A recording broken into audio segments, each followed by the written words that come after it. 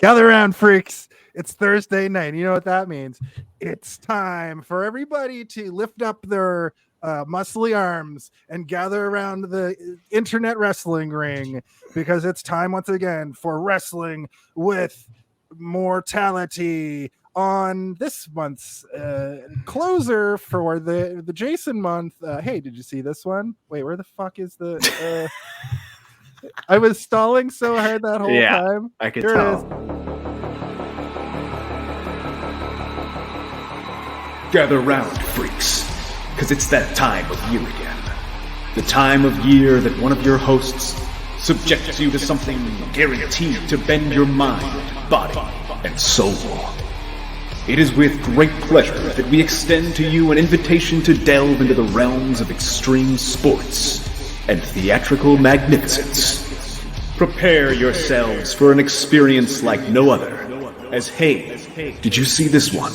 And Jason R. Phillips proudly presents Wrestling with Mortality!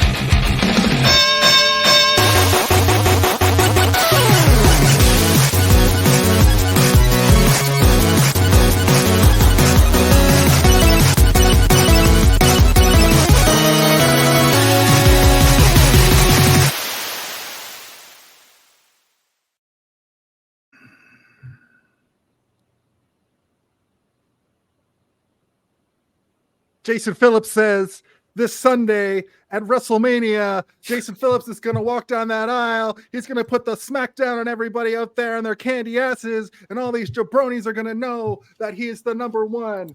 Hey, did you see this one? Birthday chip. If you smell what Jason R. Phillips is cooking. And this week, we're wrapping up Wrestling with Morality Month. My name is Jason. I'm joined with my co-host, as always, Steve Waters. That's me. 133, season 2, episode 32. And we have a guest this week. And this week's guest is Jake Thurgood. Jake Thurgood. He's here, everybody. I'm the champ. It's my birthday. This is technically my birthday episode. Happy birthday.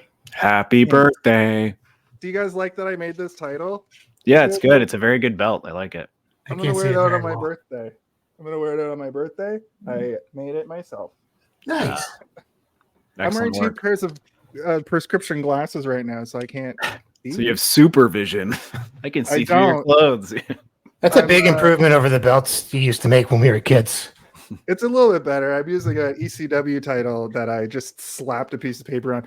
I had big plans to like print something out at work today, and then I was like, this will do. I think it's more charming that way. I think it is as well. We had one of my birthday parties one year. I think we all made title belts. Do you remember that? You guys were right there, I think. I think you asked me to make one, and I said, that's okay. You have fun little bag. But yes, thank you, Jake, for joining us. We're talking... My pleasure. The wrestler. Jake is the first time on the show. Can I get some applause for our first time guest here, Mr. Jake Thurgood? Yeah. Welcome. Welcome. Oh yeah, turn it up. Yeah, turn it up. There we go. Me and Jake go back almost as far as me and Jacob from a couple weeks ago. They've been feuding for my love our whole lives, and I've been feuding for theirs. So we're going to have a great conversation about wrestling. It's going to be kind of like the last couple of weeks where Steve listens as we gush about professional wrestling, and Steve's like, I know some of the words you're saying. But before we get to that, listen, I do the audio for a wrestling YouTube channel. I know all the words now, okay? it's true. I don't know what they mean, but I know them. You don't know the words. This movie sure shoehorned them whenever they could and really beat you over the head with them. You should know them by now. Yeah. This movie helps out the layman when it comes to wrestling. One of the movies we did this month was the whole movie was them just going through the vernacular of wrestling and explaining what every word meant to you. And I was like, okay. That's a movie. Now I know this information. Right. Yeah. But we do start every week off. We used to call it fan guessing game, but I had an epiphany. This segment is now called, Hey, can you guess this one? Congratulations! You have successfully guessed the correct answer, which is the answer you provided. Congratulations! Congratulations! That's right, everybody. We actually had some people get this because the poster's pretty iconic. Looks a lot like this guy right here. I couldn't find the action figure. I don't have the action figure here that they actually use in the movie, which I believe is a Jack's Edge figure. But this Chris Jericho figure that I have actually looks exactly like Randy the Ram. So, did you get that from me? Probably. I remember buying that. Look, check this out. Check this out. Check this out. Check this out. Oh, what are you doing? Oh, no. Oh, he's doing it. Oh. This is how Larry David laughs. Nice. After a great start, folks. That's right. Here's a picture of Vader.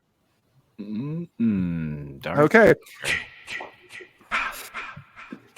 This week, legendary for being this smelly. He'll fart in your face if you're able to powerbomb him. He's the smelliest wrestler, isn't he? That's what I've heard. In the pre-show, we were talking about what if you got somebody up for a powerbomb and they farted in your face. I was thinking about that a lot today. Anyway, in private, why don't we do a simultaneous thing where I read off the messages from the people who got the guesses right, and you put the comments on the screen. I think you've been doing it already. Mr. Miyagi is here in the chat tonight. Don't get too excited. Live Long and Podcast has made an appearance, but Simon Frazier did get it right. Is he here? No, he's not here, but he did get the movie correct. He might be here. I don't know. He's ever present. He's omnipresent. He's omniscient. He said Marisa Tomei shows her boobs in this movie. And, we'll talk about that. Will we? Do we need to? I think that I'm going to retire from this podcast after this episode. But we're going to be talking about it. Oh, yeah. Jesus Christ. Okay. Yeah, Steve hates sex. Nope. I'm sorry. No, he hates it. He hates it. No, I get why you didn't. The reason why I want to bring it up later is the reason why I think you didn't like it. Anyway, that's for the body. I didn't like it. It's just very not sexual in the movie, and to talk about it and be like, "Oh, awooga," is just not the point of the nudity in this movie. I wasn't gonna do an awooga. Well, I did masturbate to it. Craig Webster, fan of the show, friend of the show, former co-host of mine, guest of the show. He said, "Happy fucking birthday, Jason." You got it correct. Some random person from the internet got it correct. His name's Luke Patterson. He said, I have a podcast episode called Check Out My Podcast. That doesn't make any sense. Anyway, the podcast is called Poems of the Dark on Spotify for podcasters. I would imagine it's ghost stories, but I don't listen to these podcasts or vet them. So it could be like an alt-right thing. So sorry. Okay. Also, friend of the show, guest of the show, fan of the show, Noel got it as well. They don't usually want to say any message, so I just want to shout out their podcast, Stick Taps and Stitches for hockey doodads and whatnots. They have a hockey podcast. And finally, Ouch, Was That a Ghost podcast? Who gets the movie every week, correct every week. They have a podcast, and that's what it's also called. and I think it's also about ghost stories. So a lot of ghosts. We're going to be talking about ghosts.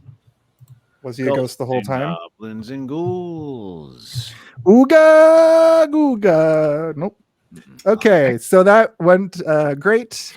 It is, of course, now time for me to do some business.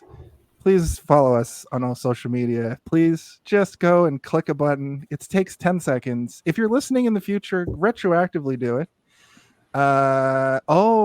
Jake doesn't know who Miyagi is. He can probably take 2 guesses based on things that you say. Pat Morita? It is Pat Morita from Beyond the Grave. Easy, stupid. I put this Bullet Club t-shirt on over another t-shirt, and it's not great for how high energy I am right now. I lost my train of thought. Oh yeah, you can find us on all social media. You can find me there. You can find Steve there. Jake, I'll let you plug all your stuff at the end of the show. Okay. But just take 10 seconds and follow us at Hey, Did You See This One? Additionally, White Bat Audio. We use their music at the beginning of the show for the pre-show typically.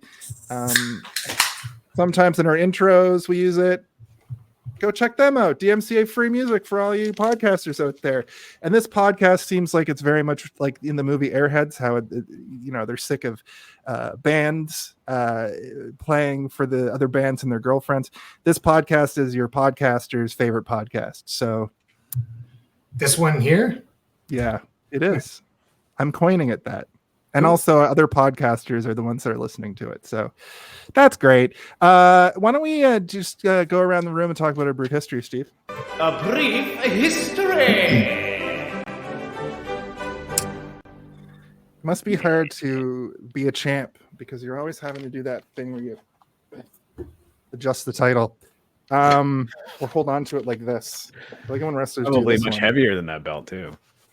Hey, what are you talking about? This is the 10 pounds of gold right here. 10 pounds of NWA, gold. Brother. This, of course, is a segment where we talk about our brief history with the film. Finally, after 4 weeks, we have a movie that came out that's worth talking about a brief history about, and also came out more than 10 years ago. So, as we are wont to do around here, it is a time-honored tradition to give our guests the first opportunity to give their brief history. And what we've been also doing, Jake, is talking about our favorite wrestlers. So give your brief history of the film, and then tell us your favorite wrestler. My brief history of the film The Wrestler?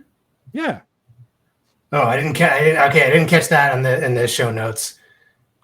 You want me to describe my history with the movie or the history of the movie? I'm sorry. No, I want you to tell us the whole questions. history of the movie. Yeah, so No? yeah, just your brief history with the movie. When you saw it, your original reaction, how many times you've seen it, if it's okay. Well, I saw it like shortly after it came out. I don't remember. It's The Wrestler. It's The Wrestler. It's great. I watched it last night with Alina, and I took copious notes. sick. You can see. No, you're not gonna be able to see that. It I says, like wrestling. I don't like wrestling anymore.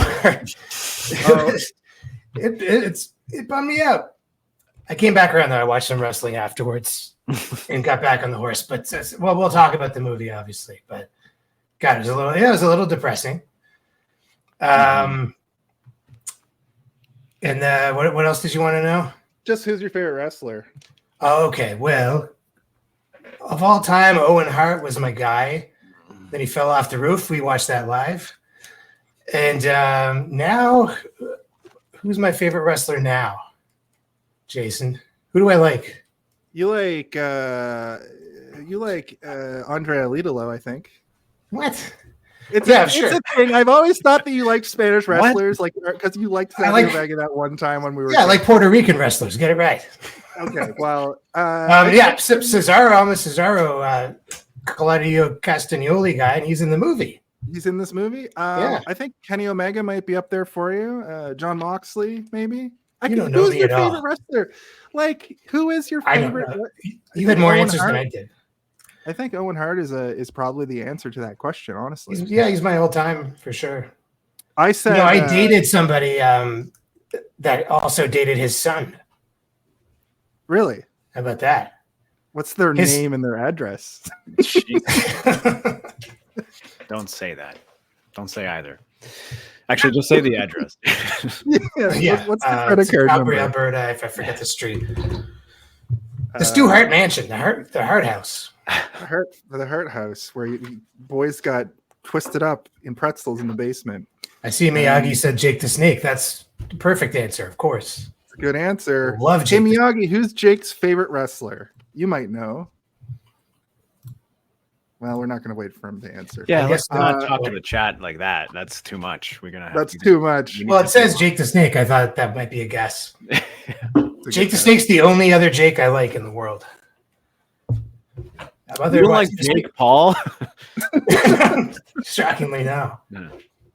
got Okay, nothing Jake. to say. All right. Thank you. That's I would say Owen Hart is the best guess for that. Steve, Okay. why don't you go next? Tell us your brief history and also tell Jake about your favorite wrestlers. Okay. So I don't think I saw this in theaters. I don't remember seeing it in theater, but this is around the time where I was seeing everything in theater. So there's a chance I did. I just don't remember. I remember thinking it was pretty powerful at the time, and I haven't really watched it more than I think maybe like twice since then in almost 25 years or whatever. But I watched it yesterday, and then I watched a little bit more of it today again because I wanted to re-examine a couple of sequences and see if I could maybe pick a little bit more meat off the bone. But yeah, my history is I remember thinking it was really good, but one of those movies that's like, that's good, but I don't know if I can handle watching that again anytime soon. And I didn't do it until I had to for this podcast. And I feel the same way. I don't know if I'm gonna be able to watch this again anytime soon. It's pretty rough. Did you find it to be more depressing than the Iron Claw? The Iron Claw, it is more depressing for different reasons. It's not depressing in the same way. I think they're both very depressing. I think What was the so Iron depressing Claw, about the Iron Claw? I thought it was a comedy. Yeah. I think that the Iron Claw probably wins out because it is a true story for the most part. But I mean, I don't think that this story is necessarily untrue either. There's probably so many wrestlers who go through this exact sort of thing, right? An era of wrestlers went through this. It's so sad. Like Virgil, who just passed away, like this was kind of his life without ever getting back in the ring, just like hanging out at wrestling shows and being depressing. And Bruce the Barber Beefcake still shows up at like the smallest events you've ever seen in your life, and he sits at that table and like little. He seems pretty happy though. He's pretty happy. He's happy go lucky. Yeah. But anyway, yeah, you're right. You're absolutely right, Steve. And who were the favorite wrestlers that you had mentioned? Oh, I didn't mention any, but the ones that I mentioned previous weeks were just like, like the fancy ones, like Sting, all eras of Sting, green and gold Sting, blue Sting, black and white Sting, black and red Sting, baseball bat Sting. I like Rey Mysterio Jr. for the same reasons, because he's really colorful and wears a mask. I like the ones that are, showboaty. I kind of find a lot of wrestlers, like when they don't have some sort of weird gimmick going on, I'm like, why not have a gimmick? What do you mean your gimmick is jean shorts? That's not a gimmick. I mean, your gimmick is $3,000 shirts and telling people to. But then, I also was candy asses. I was not a huge wrestling guy as a kid, so I didn't realize that a lot of those jean short wrestlers actually did have gimmicks. I just wasn't aware of their gimmicks because I wasn't paying enough attention. I like a good straightforward wrestler. Just I'm right here. Show me what like the old timers. Lou Thez. Lou Thez. Yeah. I think I'll wrestle you. Come here. I'm right here. Show me what you got. But like the era of the gimmick is kind of done, right? Like you don't see a lot of new wrestlers coming out with some sort of heavy gimmick, and I think that we're it's about time that we get some real like superhero-esque gimmicks back again, or some like like D tier superheroes. Like if you want to see stuff like that, NXT is kind of doing that. The like farm league for WWE, they kind of gone back to being big and bright and people have actual gimmicks. There's like a mob family, and He's like the Tony Soprano guy, yeah. Yeah, and there's a guy called Scripts, which I don't really know what his gimmick is, but on NXT, a guy just got canceled in real life because Ronda Rousey accused him of pulling the drawstring on her jogging pants, and so they fired the dude, or they took him off TV, and they had him whacked. The Sopranos guy whacked him on the show, so that's pretty gimmicky. They're killing people off. And that guy's gimmick was that he would come out and do a PowerPoint presentation about how he was going to beat you. So that's like a TED Talk. Yeah, that's pretty good. Yeah, TED Talk guy. Yeah. Yeah. Okay, I like that. I like a TED Talk. Like a wrestler who's like, all right, and then he comes up and he's just like, using hand gestures that are classic of the TED Talk. Sorry, but Steve, I gotta say, look up Tony Storm if you want to see a great modern wrestling, timeless Tony Storm. She does a gimmick, a fading Hollywood starlet gimmick, like Sunset Boulevard, Norma Desmond. All right. And she comes out in black and white, and she's terrific. That's good. Yeah. See, I forgot to mention that to you. Actually, I think she should be the mascot of the show. In fact, because she's such a throwback to not only gimmicks but an old timey movie, and she plays it so well. And the funny thing about her, just as a side tangent, is she's gorgeous and she's a fantastic wrestler. And WWE wasted her and AEW wasted her, and then she started doing this gimmick, and she's fucking amazing. So it's all about the gimmicks. That's why I won this title. They couldn't find anything for me, but they knew I was a good talker. So they put the title on me, and now I'm fucking running roughshod. I'm beating everybody. Anyway, I'm sorry. My history with this movie is that I saw it in 2008. I think I watched it one more time around then. I forgot everything about it. And then rewatching it today, it was easily my favorite of the 4 movies this month. I couldn't put it down. It was one of those movies where I was just like, even though I kind of knew what was going to happen next, I just wanted to see what's going to happen next. So that's my history with the movie. My favorite wrestlers of all time are basically like the Rock and Austin kind of era, and those guys specifically. But CM Punk is my favorite wrestler of all time. I'm very much not straight edge, which he is.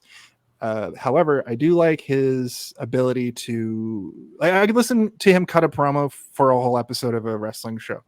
Both times that he came back recently to AEW and then WWE, I was disappointed with the amount of time they let him talk, and then I watched the Ariel interview with him yesterday, and I just hung on his every word.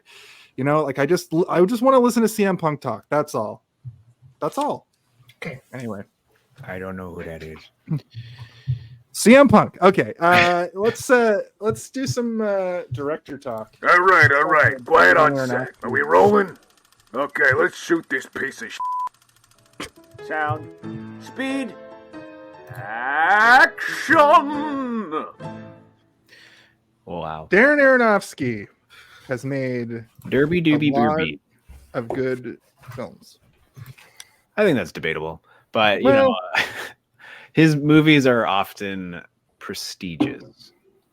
But I don't know if I would say that they're all good. I would say that some of them are good. Some of them are good at parts. Some of them are good at times. Some of them have a good thing going on.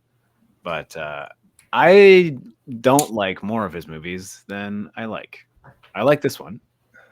I've only seen The Wrestler, The Fighter, The Whale, and that's pretty much it. What's The Fighter? The Fighter is his next movie where it's what's his face? Marky Mark, right? Yeah, and he's a fighter, and it's got Christian Bale as his like druggy like trainer brother, and then it's like damn fucking Boston over here also. And I remember it being good and it being like weird that he followed up The Wrestler with The Fighter because they're similar movies, where he likes to do that shot where he follows people around with a camera. He didn't direct The Fighter. He didn't direct The Fighter. No. Well, fuck me. David O. Like, Russell. I don't think that he did that. They have a similar visual style, I guess, but he didn't direct that.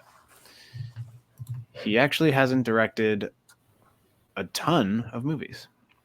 Oh, he's done 19. He directed Mother, right? He directed Mother. Yeah, I didn't like Mother. I didn't like the Danzig whale. video for Mother. No, What? It's the movie with what's her name? Mystique. What's her name? Jennifer Lawrence. Yeah. Jennifer Lawrence. And, It's like a metaphor. it's just Jesus. It's just the Bible. Yeah, she's like mom, and she's Earth, I think. She's Mother Earth. Anyway, Sounds like shit. I liked I liked The Whale. Okay, Steve didn't like The Whale. Most people didn't like The Whale, but it's that's just it's just because it's a bad movie. It's not though. Okay, we don't have to. That's not the movie we're here to talk about. Jake, what did you think of The Black Whale? Swan's all right. I didn't see The Whale. It's just a big fat guy who sits around for 2 hours. Yeah. I mean, kind of, but not really. Well, we're all happy. Go ahead. I was gonna say you don't leave his living room, and it takes place over the course of like the end of a week, so a couple of days. I can do that at home. And it does get increasingly more depressing, a lot like this film. Yeah. I want to say hi to Stu real quick. Stu. Thank you. I mean, his sort of like Blank Check, I guess, movie, the movie that kind of got him in the vocabulary of Hollywood in terms of like names that are like, oh, this guy's an up and comer, we should give him opportunities, was He directed Requiem for a Dream. Yeah. That's kind of the big one that every dillweed on Earth has seen, including other people, mostly the. You were saying he directed Blank Check. No, yeah, his Blank Check was Blank Check. But I haven't seen Below, but I have seen The Fountain. I do like The Fountain, but it is a little bit tedious at times. It's like a sci-fi movie that takes place over the course of a billion years, and it's these two souls that are kind of constantly intertwining with one another. So it takes place during like the conquistador takeover of South America, and then like a modern story, and then a futuristic story where they're weirdos in space. Hairless. It sounds like a snooze fest or amazing. Mm-hmm. Okay, well, you can watch The Whale and I'll watch The Fountain. Well, no, I'm just saying, why are all those movies start with the? That's what I want to know. Did you guys like Black Swan? I think it's that one. I liked it when I saw it, but it's another one that it's a little intense, and there are some certain themes that are pretty problematic and kind of hard to digest, but also truthful to, I guess, that industry. So I think it's an important thing to talk about. But I also don't think that I'm the kind of voice that my opinion matters on a movie like that either. So I think that like with a lot of his movies, I don't know if he's the best person to tell the story that he's telling a lot of the time. But I do think that he is an accomplished director and a well-respected director, but I do think that gives him opportunities to do things that maybe he should allow other people to do. But that's just my opinion. As far as this movie goes, like I'm sorry I'm being a silly goose, but like as far as this movie goes, directing wise, I really like some of the choices he made with conveying what it's like to be like a washed up wrestler. There's this one, like he does that following shot to Randy the Ram like a lot, and I like that personally because in the way that it's got the mid 2000s shaky cam a little bit, it's very film grainy. I think that might have been filmed on digital because it seemed to have like a film grain added to give it that look, but it almost makes it feel like a biopic or even like a documentary a little bit. But there was that one scene where he gets that piece of shit at the grocery store once again, makes him feel like an asshole, and then he has to go down and like deal with the people. He ends up having a great time, but as he's walking down the hall, and it's this like long extended shot of him walking down, and the roar of the crowd just sort of comes up, and you can see him start to get more and more hype, and then he gets to that those plastic curtain thing, the plastic curtain, and he walks through it, and the sound stops. Yeah. And I just thought that was that was the best shot in the whole movie. Yeah. And is that not, Jace? Like I thought about you when I saw that, because you and I know you're the same as me. That's me walking around in my life. I know, and I'm not even a washed up wrestler. I just want to be. Yeah. I just want to enter a room, and it's not based on any actual memories for us. Yeah. Anytime there's a curtain, I'm coming through it. The movie was shot on 16 millimeter, which is why it's so grainy. So that is legit. That's legit grain. Yeah, I was like, I don't think it's digital because it didn't digital. And when they add grain to digital, you can really tell, and it did seem natural. So I looked it up. I watched it in 1080p, and they didn't pop. That's why I thought it might have been shot in digital, because as you always say, like, you can up-res older movies. But they shot it on 16 millimeter, I think, deliberately to give it a dirty look, something that is a little bit grimy and fuzzy, because, like, you know, the smaller you go with film, the worse the quality is, right? So, like, when you film on something like IMAX, where the film is like the size of your entire torso, you're getting a lot of detail on that film. 16 millimeter small. It doesn't capture light as well, and it's a lot, grainier. But I think that was a deliberate choice because of where this guy is in his life. They want everything to look grimy, right? Yeah, I've never seen a grimier strip club in a movie or a TV show than. You talking about Cheeks? Yeah. CHEEQUES. The budget for this movie was crazy low, considering that it's the middle of his career, and he's probably able to get larger checks for things. But I think that the enthusiasm behind this story was probably not there at the time, because wrestling was not huge in 2008. I think it's bigger now than it was then, and then obviously 10 years before that it was bigger. It was kind of talk about it downswing. We'll talk about it in the body a little bit, but it's like, this is a snapshot of what wrestling was kind of like in 2008, and it's pretty accurate. People liked hardcore, and people liked indies, and the people liked seeing legends come back. But just as a last note on this, like, director choice, getting Mickey Rourke to come back and do this, he was like kind of like in a washed up state himself in real life, as you were sort of alluding. Wrong. What? He was on top of the fucking world at this point, man. This was when he was in the full-fledged swing of his career resurgence. This is like, I thought this was it, though. I thought this was his Robert Downey Jr. and Iron Man moment. No, this came out just before Iron Man 2, so that, like, he's already like I think things like Sin City and stuff are when he's really starting to he was in Sin City, and that was like the big comeback. Okay, I think that was like 5 years earlier. I'm not saying you're wrong in the fact that he didn't have a career downswing. I'm just saying that this is like, he's already back, and like the fact that you did go wrong. Well, you were wrong. What you're saying was incorrect. I had to correct it, or else why am I big buzzer noise? Wrong. I had to yell at you. Yeah, we have a fart sound for that. Okay, well, Steve's here to correct me, or else I'll just say whatever I'm thinking and feeling. I'm here to stop Jason from saying incorrect facts with the confidence of a person who studied it in university. Yeah, that's probably 90% of your job on the show. I can see that. I'm a champion, okay? Yes. It's my birthday. I'm a champ. Oh, yeah, happy birthday. Thank you.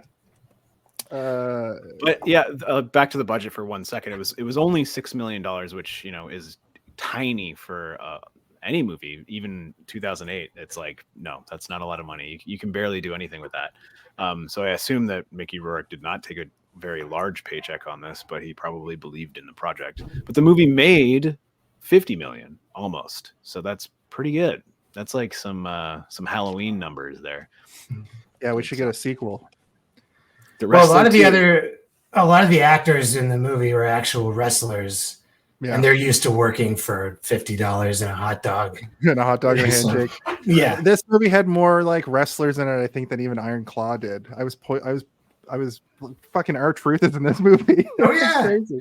Yeah, it's exciting. It has like he has an on-screen talking role, which means he probably got a decent check from this. Very early, he was in NWA at this point of his career. Right. That being said, though, you can tell, you can definitely tell that they paid and hired actual actors for Iron Claw, and in this, they got wrestlers who sound like wrestlers who are trying to act.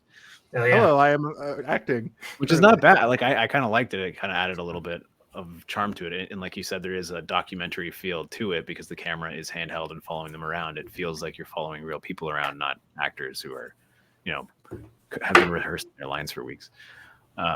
Yeah, I think that benefits the movie. Sorry, my phone. Since we've already sort of started to go that direction, why don't we get into the body of the episode? The body of the episode. This is, of course, the point of the show where the podcast of it all, if you will. Hey, did you see this one? Begins and ends with the body of the episode. All the rigmarole has sort of been taken care of, and now we're going to talk about the movie at large. I have been taking less notes, yet we somehow have been going longer than ever, much to the chagrin of many people, which is fine because you're just here to hang out with us. It's my birthday. This is a birthday party. We got a big group watching tonight. I like it. It feels good. Feels good to feel good, friends. I do have to get going in about 5 minutes. Well, he jumps off the top rope, and who knows? Well, we'll see next week. I will say the whale and that's true, World Mind. Let's talk about that off air. But this movie and the whale have like the same ending basically, and this does it a little bit better. The like, what happens? Maybe not. Yeah, I mean, this movie, it is kind of, I mean, if we want to jump all the way to the end, it's possible that interpretation could be that he's died in the ring already, and but also he's going to die as soon as he leaves the ring, and all he wants is to go out with one last elbow drop or whatever the fuck you call it. To the point that I thought that when he goes to the doctor midway through the movie, the doctor says, if you do one more rammer jammer, you're going to die.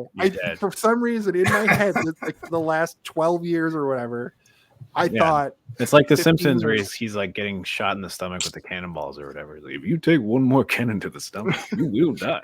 When me and Alina were watching it, like before he does the ram jam, but in that match, the last match when he starts having heart stuff, we were imagining if they cut to his doctor in the stands, like holding 2 hot dogs, being like, don't do it. Yeah. I told him. Yeah, I told him not to do it.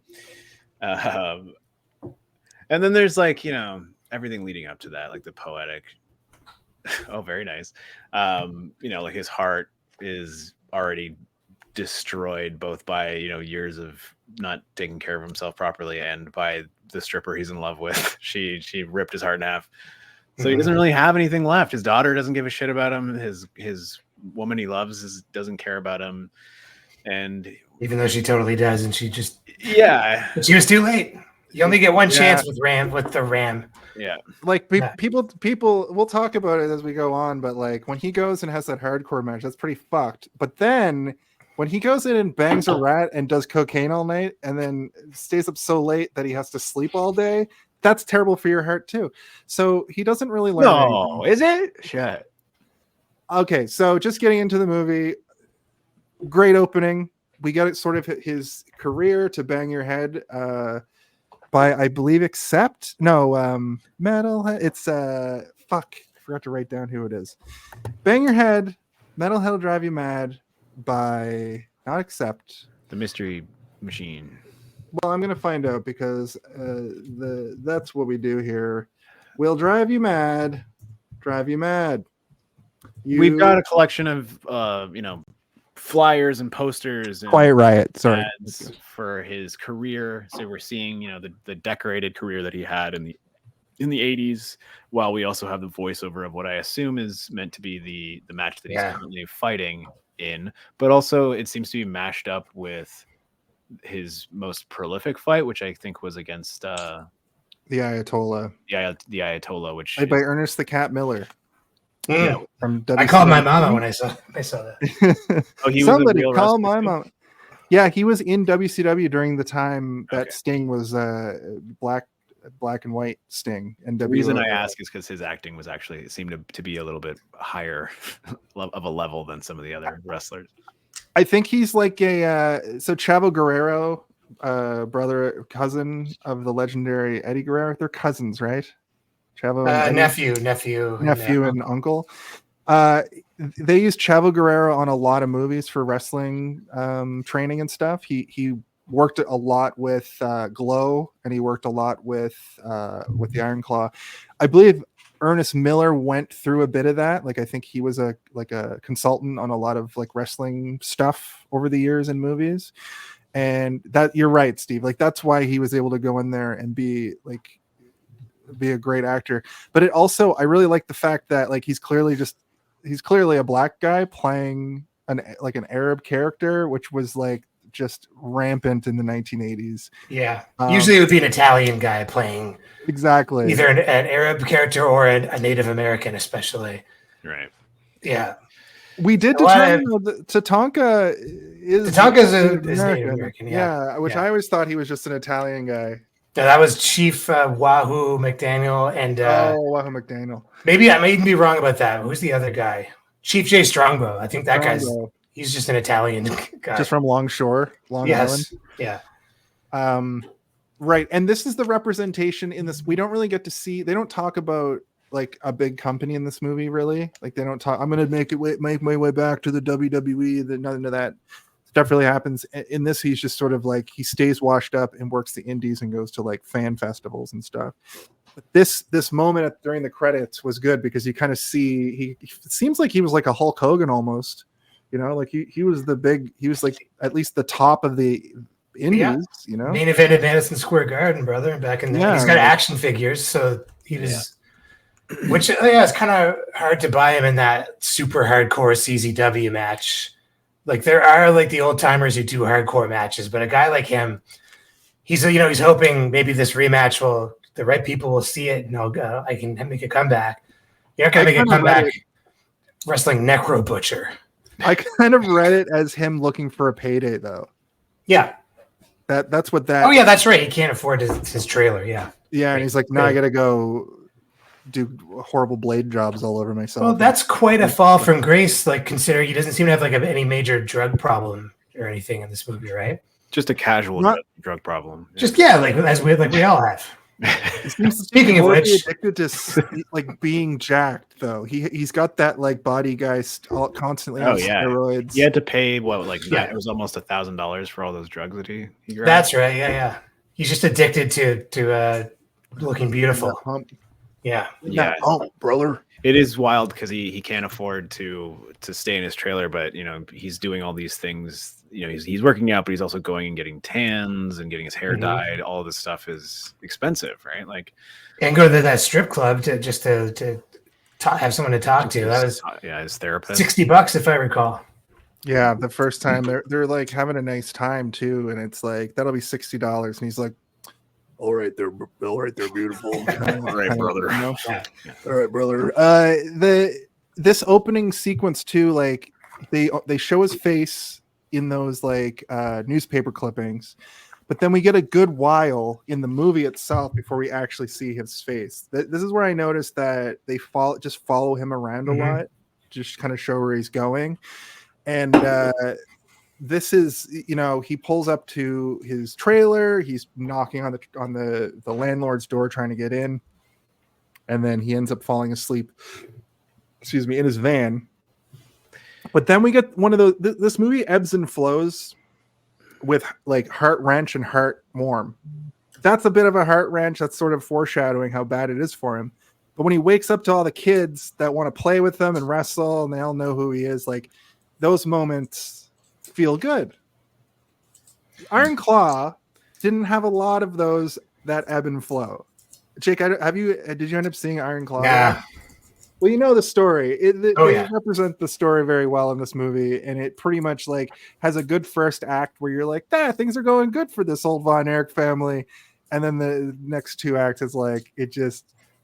Yeah, I mean, believe the story exists if they didn't say it was a biopic. Structurally, the stories are very different, right? Like the Von Erich stuff takes place over the course of 20 years almost, and this is like it seemingly just takes place over the course of maybe 2 weeks, and I think it just is. It just shows how disheveled he is, not just physically and the way he presents himself, but emotionally and mentally. Like he's incapable of even taking care of himself. The fact that his van is already set up to have to sleep in it. Like it's not even like he I have to sleep in my van tonight. It's like, no, he's done this many times. He's got provisions in there. He's got snacks and beer. He's got it's his man cave. Yeah, it's where he goes when he can't afford to pay the rent on his trailer. He's got a cigar box filled with whatever drugs that he likes, probably Vicodin, Somas. His Mr. Leahy character, his landlord at the trailer park, was played by Hector Salamanca from Breaking Bad. Yeah, from Breaking Bad. That guy, yeah. You never see, like, you don't really see him. Like, you don't see his face, or I couldn't tell. It's weird, yeah. He's a pretty prestigious actor to be playing such a small role, considering most of the character actors or the character roles in the movie that would be filled by character actors are just filled by wrestlers or people you've never seen before. He's actually hilariously fourth billed in the movie because he's up there. He probably had a larger role. There was probably some sort of larger character that existed in. I bet you're right. Yeah. Mark Margolis is his name, because he is, he's one of those actors that's been around forever. And 2008, it's not like he was, digging for roles. He was probably picked specifically for this role, just like the manager at the grocery store. He's like Todd Barry. Yeah, he's a fairly well-known stand-up comedian, and I assume that he was probably either picked for this role or they had like several stand-ups in mind. They probably wanted sort of like a skeezy stand-up character. Well, that's funny you say that, because Judah Friedlander's in this movie also. Did you clock him? You didn't, because he didn't have his trademark glasses and hat on. But when they go to the first trade show, he's the guy that's like, hey man, welcome, get yourself a table and chill out, man. I wouldn't have clocked him. It took me a minute to I was like, who is this man? I know who this is. Hat guy. For a second, I was like, is this Darren Aronofsky? And then I was like, oh no, it's the guy from 30 Rock and everything else where he wears big giant glasses and a hat always. That has a statement on it. That's just like nonsense. Yeah. I watched Todd Barry's most recent special, and he drops his small but pivotal role in The Wrestler. Like, he keeps references it over and over. That's funny. He's a very like subversive comedian, so that's a funny thing for him to do. Yeah, like he's Chris really funny. Kind of a character. It's legend.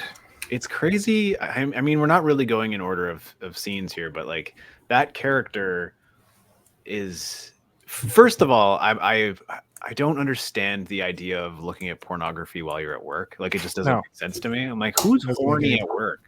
No, but like not even in a way like he walks in and he doesn't even go like, oh fuck, oh shit. He just like looks at him and like, have you heard him knocking? And it's like, you just have.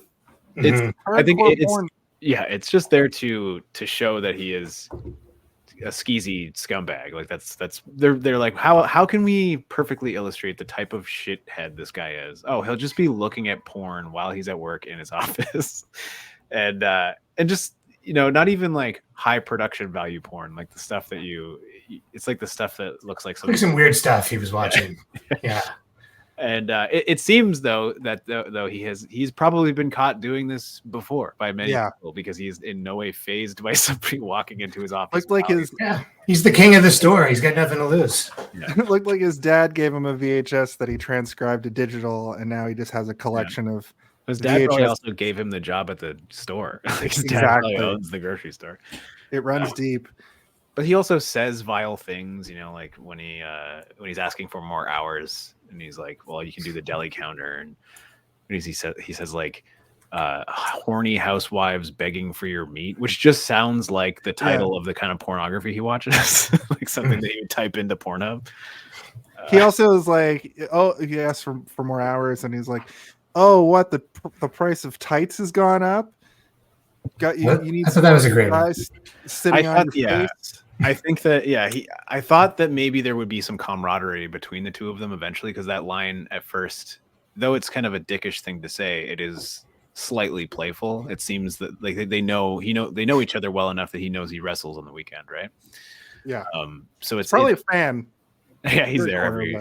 Well, it's also wild, like when he does start working at the deli counter, that first shift that he does, he seems to be enjoying it so much, and he's also very good at it. Like he's really good at talking to people and saying sort of like borderline offensive things, but doing it with enough charm and charisma that the people are enjoying it.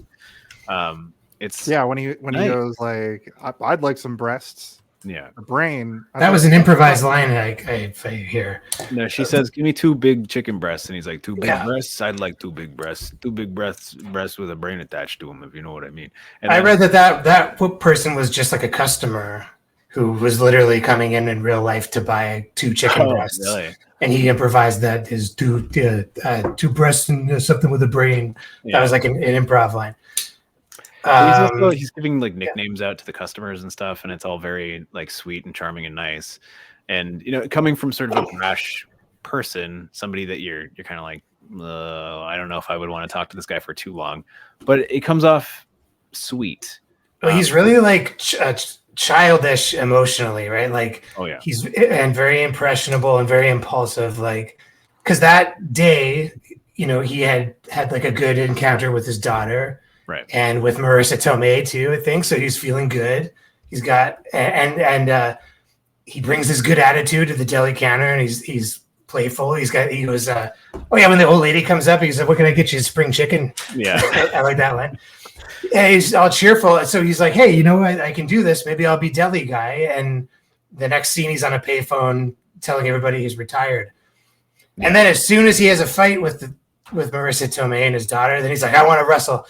I'll cut my hand off and tell everybody to burn it down.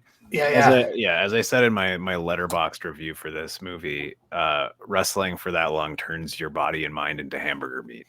You basically are just like, you are a slave to your emotions and the environment and the experiences you have that day. You can wake up in a good mood, and two bad experiences later, your whole day is going to be a shadow of those bad encounters. It's interesting because Kevin Von Erich dodged the bullet of being the star guy so many times that he still is like around to this day, and he's like coaching his sons, and it's very sweet, and he never really became that grizzled vet, like washed up guy, because he never reached those heights.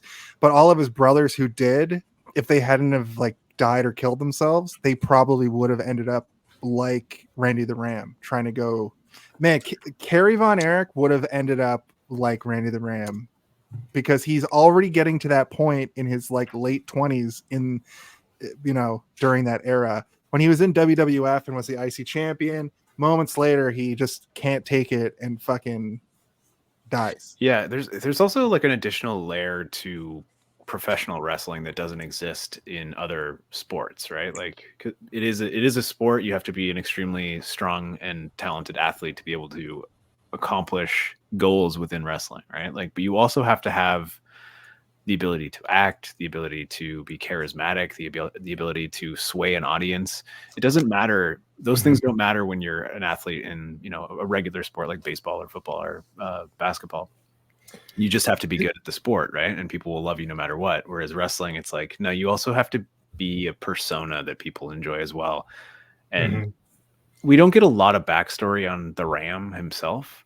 So I wonder, what his persona was. We get a little bit of it at the end when he gives the speech to the crowd. But we don't get a ton of like what kind of wrestler he was throughout his career and like why he didn't make it in the way that he would have wanted to. And was he a heel? Was he just not up to it when it came to being a persona on stage? I don't know. One thing a lot of wrestlers have in common, and a lot of the most successful wrestlers, is like having had a hard childhood. So many wrestlers it's just almost an essential part, arguably, to becoming successful, is to be able to be manipulated by a promoter. And like all the top guys, like Vince McMahon, who's a total piece of shit, as we all know, but like guys like The Rock, John Cena, Steve Austin, The Undertaker, any big name you can think of, they all had Vince McMahon as their father figure, guiding them to make him, and themselves millions and millions of dollars. And like, it's a real thread, like trauma. And all of those wrestlers that you named all had that moment where they almost stopped wrestling because they were treated so bad by other promoters. Austin, if the ECW thing, the gimmick change, he turns into Austin, Vince brings him in. Undertaker was just like a big man in like AWA, you know, Bruce Pritchard, I think, saw him, was like, that guy needs to come do something. Like The Rock was a failed football player, you know, like failed, like CFL couldn't pass muster in the CFL. Exactly. And a lot of those big guys come in, and Vince McMahon is awful, but the WWE machine allowed these people to come in. WWF at the time, of course. Even Hulk Hogan would have been shit if Vince didn't like handpick him and like let him just like be a weirdo. Yeah, wrestling characters, all the demon, like the demon, all the diabolical behavior that Vince McMahon is 100% guilty of, allegedly. I don't know if he is or not. I assume he is. Yes, he does seem like he knew how to do it in terms of a producer. He had a creative brain, right? But he also was one very specific thing, though, and that's turn somebody's personality up to 11 to make everybody millions and millions of dollars. They all call him a father figure. Every one of them. They all literally say that Vince is like a father figure to me. They all say that. Even guys who are, most of them are like, a lot of them the same age as him or just a little bit younger than him. He's like that to me. He's like, you're older than him.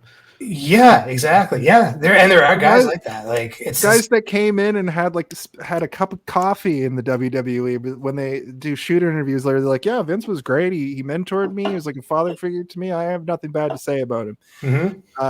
It's disheartening, though, when somebody like John Cena is like, "You love who you love," you know, and can't sort of disconnect those things.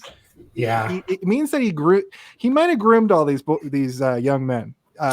Maybe not in a sexual way necessarily, but in a mentally. I mean, when you move sex from grooming, it's still grooming, but the word doesn't mean the same thing anymore. Yeah, that's how you get wrestlers. That's like literally what you do. Yeah. You groom people. And also, I think he groomed some people sexually. Yeah. Shawn Michaels. We do get a little bit of, as you were saying, Steve, we don't get a lot of, Randy the Ram. He's sort of interacting in this new, it seems like he's been thrusted in this new world. And the first time we see conditioning, I guess, Tim, that's a good point. Conditioning. Yeah. In this first wrestling segment, he goes in to be like, I think he must be the champion of that indie fed. There's the big up and comer guy who's trying to like get over. He's got like a punk gimmick, which at the time, ironically, would have been big. Now, not so much. I like his look. I like the choker he's got on. I like his mohawk. I like everything that's going on with the fun look. At the time, it was. Yeah, and the stuff he doesn't give him a homophobic hug. He gives him like a real hug after they fight. It's really nice. But when he goes up to him and he's like, and Randy the Ram is like, I know you've been like passed over a little bit, but you got the look, brother. And the bigwigs don't really want ability, but and I thought that was a slight until the end of the conversation where he's like, you got the ability too, just keep working your. I thought that was genuine, and this whole sequence was. Fucking Stu. I would never say that. I would never say that. He's not a boy toy. He's not a boy toy. But my point is like the realism of the showing an indie like that. Like I'm going to do that tomorrow night, and that's kind of the vibe of all these wrestlers sitting around yucking. Oh my god! Every single one of the fights in this movie, I'm like, oh yeah, this is like Super Kicked. This is what I imagine Super Kicked is like behind stage. I've been in the back areas of the Great Hall, and they look like these rooms that they're sitting in. And Jason, you've had some of those old timers. Like you had Nikolai Volkov there, right? Like I partied, but I was on a show that had Brutus Beefcake, Nikolai Volkov, and Virgil. And it was literally the younger guys laughing it up and then going up to these legends and asking them these like questions the way that Randy the Ram is being asked these questions by the up and comers. And it's the same. Nikolai Volkov was like an Ayatollah figure, like a Russian Ayatollah, Bolshevik USSR guy from the 80s, from like Randy the Ram's time.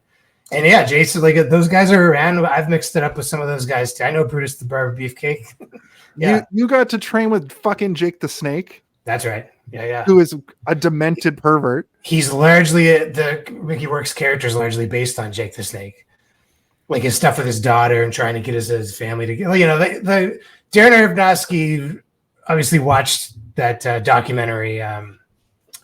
What's that one? That doc from the Attitude Era? Wrestling with Shadows. Nah, the other one with the one that with a shit. The one with like Terry Funk and Jake the Snake's in it. He's all fucked up on drugs. Oh yeah, because I Foley. remember that. Yeah, I remember that one too because you could Beyond only the Mat. like online. Beyond the Mat. Yeah, Right. not Wrestling with Shadows. Beyond the Mat. If anyone watching this likes the movie The Wrestler, I would maybe recommend that doc too. I would absolutely recommend I that. think it highly informed this movie. I would like to see how that documentary even holds up.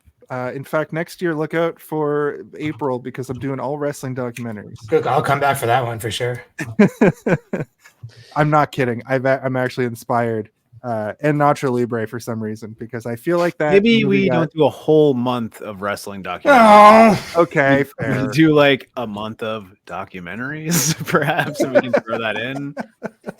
No, we're doing all 30 on 30. What's that ESPN show? And they're all going to be the wrestler ones. No, I'm kidding. But yeah, this sequence was all of the wrestling behind the scenes stuff in this movie is very accurate.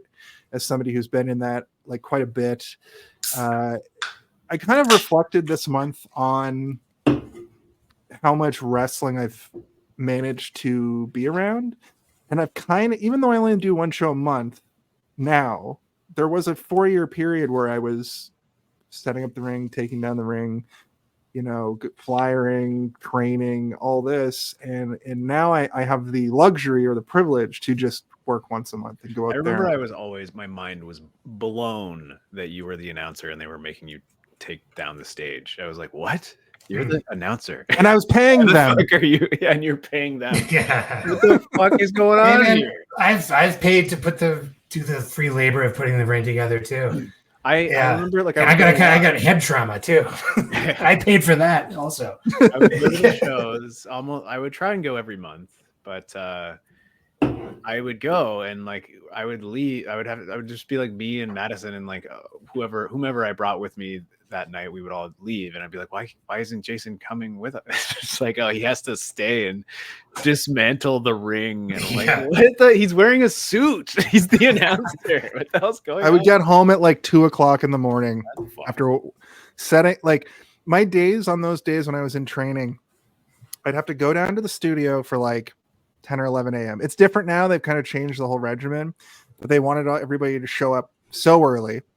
You'd kind of hurry up and wait, tear down the ring at the studio, take it over, set it up, hurry up and wait some more. So it'd be like, set up the lights, go do this thing, put up a sign, flyer, blah, blah, blah. And then I would announce the whole show, 3 hours. Back then the shows were much longer. Take down, yada, yada. And I wouldn't get home till like 2:00 in the morning. And I remember a lot of good times that were very like these moments adjacent where I'd be sitting in like a U-Haul with my buddy Stratosphere. If you have been to Super Kick, you may know him.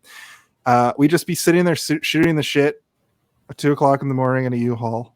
And like, that's my like, hey brother, in my day, we used to sit in a U-Haul and shoot the shit at 2:00 in the morning and bang rats. Chill the fuck out, Jason.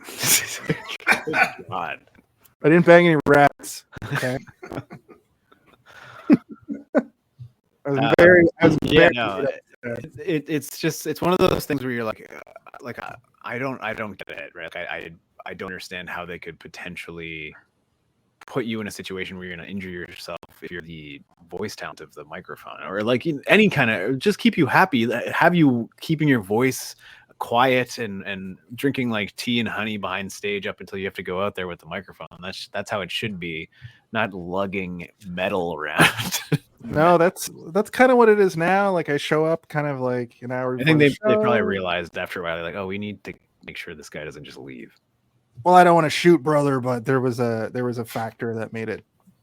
There was a person that wanted the things to be a certain way, and when that person left, I got called back, and then the person who called me back was like, "It's not like that anymore. Give me another shot." And since then, the only thing that stopped me from doing it's the pandemic. And even during the pandemic, I did some risky bids for them, but we're not going to get into that. We're going to move to the next. There's kind of a toxicity like that seems to be being phased out of wrestling lately, but it used to be like, and still is, I'm sure, in many parts of the world. Like, you think you're like, hey, when I was coming up, I didn't get paid, and I had to put the ring. You think you're better than me? Like, you think, you know what I mean? It's That's paying like, your dues. It's just, I think that attitude in general is being phased out of the world. Because thank God. We need to stop that kind of shit. That's the attitude I grew up with. Like my grandfather drilled that kind of stuff into my head. Yeah. Well, I mean, even like just one generation above us, their parents and stuff, like they'll still do that. But totally. You know, I think that it's the discussion channel is open a little bit more clearly now, where you can be like, yeah, just because something really bad happened to you doesn't mean that something really bad needs to happen to me, especially if I have the ability to stop it. So anyway, we don't need to talk about trauma, generational trauma. Sorry, I keep bringing it up. That's what happens when you bring me on trauma accidentally. It goes right down to the handshake thing we were talking about during the kayfabe episode, where when I started, you were expected to walk into a room and shake everybody's hand. Yeah. And now, even 8 years later, nobody really does that, and everybody thinks it's kind of silly. But there are old timers that'll come around like sometimes and be like, "Why didn't I get my handshake?" What does it mean? Like, it's so dumb. Man, did you just get off the subway? I don't want to touch your hands. Wash your hands first. Yeah. These old wrestlers too. I don't want to touch it. I don't have to touch everybody. I remember when I was training. Like I knew about the handshake thing, so I made sure to go around and shake everybody's hand. And I missed one guy. One guy was in the bathroom or something. He didn't happen to be. I didn't see him, and I got like chewed out for it. I was like, I shook everybody's hand, but that one guy. I'm trying. And I shook 99% of hands. You're dripping wet. So they're like, you're a bad boy. And then somebody takes you aside and they're like, you didn't shake this guy's hand. Yeah, that's what happened. Like, fuck off. Well, that guy who didn't get his handshake complained about it. You didn't shake my hand. Imagine saying that to somebody. Yeah. He didn't shake my hand. Anyway, I don't shake hands anymore. It's gross. Yeah, we're post-pandemic now. We're moving on from that too. That's good. Yeah. I gotta help my cat out of it. Now I just blow people kisses. I go, hello. Hello. Yeah, I'm gonna walk into the show whoa, it's a cat. I can't. Like the fourth animal. The match with the punk guy is pretty good. He definitely gigs. He definitely does a little bit of the forehead cut. And this is when I noticed that they play a little sting for certain things that is kind of interesting. Anytime Sting, the little stings for his heart-related stuff start here. Yeah. When he gigs himself, we call it the heart sting or the heart string. Heart sting. Yeah. And then on top of that, did you guys notice every time he takes his ear thing out, his hearing aid, it goes like a little like feedback sound? Like that seemed like a weird choice. That's the sound of getting a concussion, by the way. The feedback? That sound. That's what I heard. I got one in the ring, in the wrestling ring, and that's what it sounded like. That's what Hunter says. I think I got to get out of the ring. Yeah. Oh my God, your brain was bruised. Yeah, big time. Also, I noted that the Ram Jam is such a dumb move because it's just a flying headbutt, but he doesn't block it. He doesn't. What is that move? He goes like this. He goes like this, and then do a flying headbutt. But the stupid thing about it is that like you're supposed to like guys, put your hands down. It's supposed to be the ram's horn. I get that. Okay, well maybe you didn't because it seems like you didn't. I understand why he does it. I think it's dumb from a. It's not a move that exists. It's actually impressive that they made it they invented a new move for the movie. Mickey Rourke came up with that himself. He went, yeah. Said, I love it. Okay, Mickey. Your best impression yet, I think. Mickey Rourke. Other than that sex food movie. Yeah. 9.5 weeks. They He was said- so great in this movie, for God's sake, He's Mickey so Rourke. good. He was so good. I was moved by his performance. It's amazing. So real. Because I feel like it was he the same was performance he gives in Sin City, where he's just like a drugged up muscle man who is trying to stop evil. The evil. But I feel like this heartbreak movie is personal to him because he went through a very similar sort of downfall. Of course, he absolutely the sequence where he's in. He that, tried to be a boxer in the 90s and fucking got all the face weirdness and got all jacked. You can still see his like iconic pursed lips sometimes in there because he looked very different in 1991. You know what I mean? Sequence where he's sitting around in that like veterans gymnasium or whatever, and it's just like hard tables folded out, not even tablecloths on them or anything. It's just like he's like, Hey, I brought my book for people to sign. Like, oh God, watch out for my catheter bag. It's sprung a leak. and like, Oh yeah, the bag. and he's That was just an like, interesting choice too. it's at first he's just sitting there, taking Polaroids for old fans or whatever, and as far as we can tell, he makes a grand total of maybe $24 the entire time that he's there for that afternoon. But the point of that scene is for him to look around at all these other people that are in the same situation he's in, and to see how much worse it is for them. And is he the youngest one there? I'm not sure, but he's definitely not the one who's in the worst spot yet. He's like, this is where I'm heading. Like, That's not that too look- distant future. Yeah. That's that look on his face the whole time. Yeah. But I mean, everybody there almost has a visual, Oh, some sort of visual disability, right? Like, Yeah. the guy with the cane, there's a guy with a wheelchair, there's a guy who you can literally see a catheter bag poking out from his ankle. And Well, that's another thing when you meet old wrestlers. Like those guys are all in chronic pain, like all the time. A lot of those guys are getting like stem cell stuff done lately. That's helping them a lot. Mhm. So medicine has really improved in the last 5-10 years, even drastically. But I mean, he's also the thing is that he's also got a horrifying disability as well, right? His just isn't visual in the same way that everybody else is. Right? Like if he was shirtless, people would be able to see. Even at the end of the movie when he's in the ring, his scar isn't fully healed. It's still pink and red around it. And it's like he's not fully ready to go, but he's but he'll I got that in my match with the fucking. It's a battle wound. Like all scars are cool. Yeah, exactly. Testing. I even like have scars Am on I me back? when I grew up. You're back. We can hear you. Okay. From like getting scratched by cats when I was a kid, and I'm like, this scar here. I'll just kill the guy. Good story. Yeah, I fucking killed the guy. Just got scratched by a cat, a mean cat. So yeah, Jason, we were just talking about the sequence where he's seeing all of the people who are downtrodden and destroyed by the career choices that they've made. And the point that I was trying to make is that Mickey Rourke absolutely in that sequence is better suited as an actor to portray that emotion, because he did have the falling off point. He did do a lot of kind of intense things in his career that caused it as well, similar to like Robert Downey Jr. and the other people we were talking about earlier. Rob Lowe, sure. Let's not talk about his crimes because they're not safe for work. I saw Roddy Piper saw when he went to a screening of this movie, and he wept, he broke down and cried, and then he basically played the wrestler on It's Always Sunny. Yeah.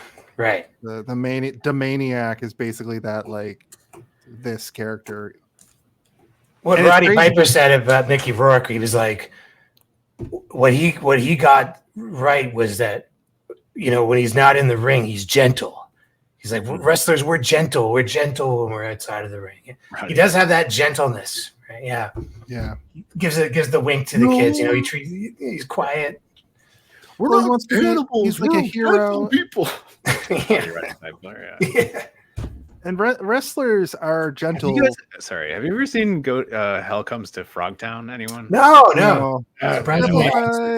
You should watch. It's a Roddy Piper movie where he goes. I will. I'm actually going to write that full down. of frog people.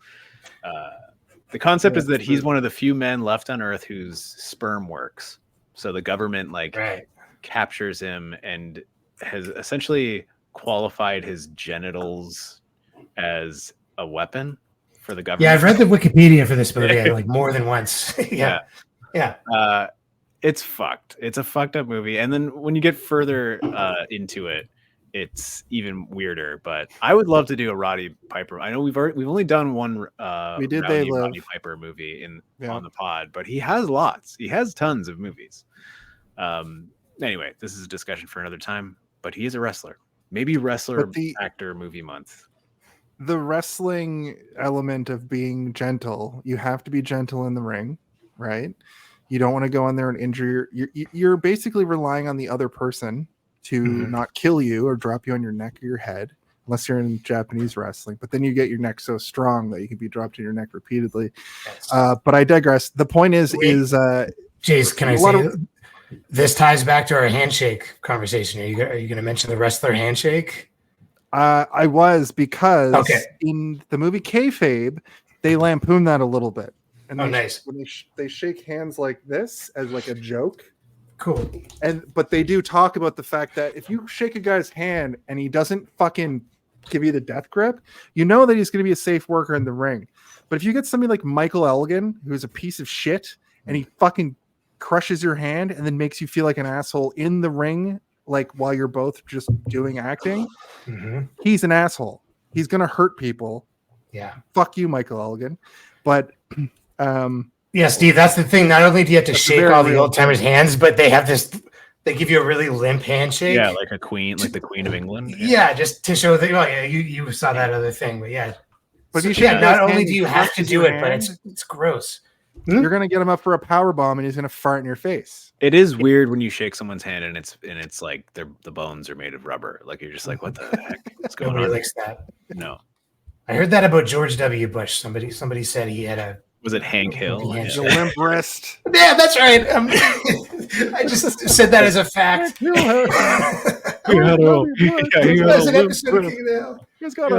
heard. Do I look like I know what a JPEG is? I get my news from King of the Hill. Yeah. News from 2003. Yeah. Yeah. So they're setting up a sequel to the greatest feud of all time, the Ayatollah versus the Rampart 2, which is sort of the like Chekhov's gun of this movie, where they set it up in the first act and it kind of plays out at the end. Then we're introduced to the strip club, Cheeks. I'd never clocked that it was called that. And this is where I want to talk about the nudity. That it was called. They say it so many times. I just went over my head. And also they show so many cheeks. You get to see Rourke's cheeks a couple times. You see Marisa Tomei's cheeks a lot of times, and then all the other people. So, what I'll say about Marisa Tomei, first and foremost, is she's like 40 at the time, which isn't like, it's old by stripper standards. But the way that they're treating her in this movie is like she's some old, used up, like, the people. She looks like 10 bazillion. She looks so fucking good. Right, Jason, she's Marisa Tomei, one of the most beautiful people on planet Earth. Exactly. But then on top of that, there was clearly something where she just wanted to play a stripper in her career and do as much of it as possible, because they got their money's worth. They didn't need to do that much of her nude, I feel like, or something. How is her career going like at this time?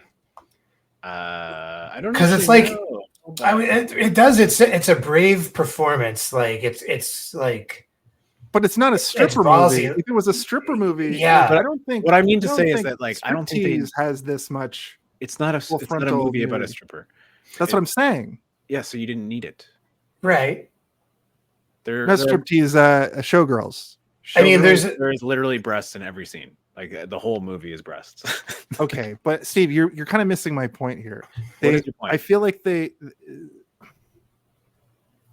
I'm asking you what your point is. What is the point you're trying to make? Sorry. My point is they got Darren Aronofsky got his money was worth in a way that is like, either she wanted to play a stripper and have a lot of on-screen stripper moments with and she wanted to do nudity, or like you just asked, what was her station in Hollywood at this time? Did she have to do this for the titillating? She was doing both movies and TV at the time. I don't think that she was down on her luck. Yeah, I think that like she didn't have to do this in any way, and I don't think that an actor who had to do something like this would have been the choice that they would go for anyway. Yeah. I think that in She was terms almost of, wrong for the role because of how good she's. Like I said, she was only like 40. They do some stuff. Well, I mean, a 40-year-old stripper is not Right. That's common, their, I guess. Like it's not their commonality between the two of them. Yeah. I'm just trying to make the point that she wasn't like the people that were like, "Oh, you're old," like, but she still looked like that. You know what I mean? Okay, so the people that were saying that were like 21-year-old guys who were on a bachelor trip or whatever, right? Like but still, it's Marisa Tomei. Yeah, but she's not Marisa Tomei in the movie. If you went into a strip club and Marisa That's Tomei my theory. like, oh my gosh, it's to Marisa Tomei. Was she an actor playing a character that didn't actually look like that? Jason, the idea is that there is a stigma in reality that exists. I get going that. to a strip club and seeing somebody who is 40 who is stripping is not something that a typical strip club patron wants. They want a young person who's stripping, right? So if you go to the strip club and there's a 40-year-old stripper and a 23-year-old stripper, if you're a 21-year-old guy, you're going to want the 21-year-old stripper. That's the point, is that she is too old to be there for... But does she look like Marisa Tomei? It doesn't matter because she's not Marisa Tomei. It's the age. The age is the issue, not how she looks. That's my counter. Because Randy the Ram is an old man washed up wrestler. Randy the Ram looks like he got kicked in the face by an actual ram. So he's not. Well, he has to deal with when he's trying to do his job at the deli counter. You used to be a guy in the 80s. Yeah. The stripping and pro wrestling at the level that he's wrestling, both are kind of like underground, like barely show business.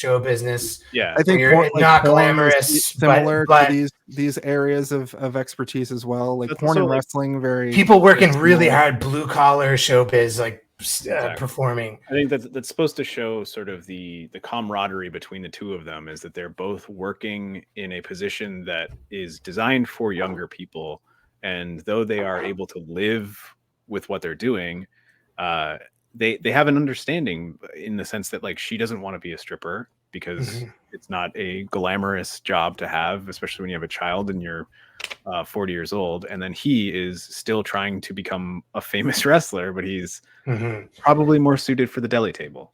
Right. They have different reasons for staying with the jobs or for wanting to leave them. Yeah. I think ultimately my point is, what I'm trying to say is she might have been wrong for the role. That's all I'm trying to say. Oh, I don't think so. I think that maybe because you have a sort of a glamorized idea of Marisa Tomei, which not even like the way that she looks in this movie is like she. Steve, I know you don't like it when I get all like I know you don't like it when I do this, but she honestly looks insane in this movie to be the character. What about when she's at the thrift store?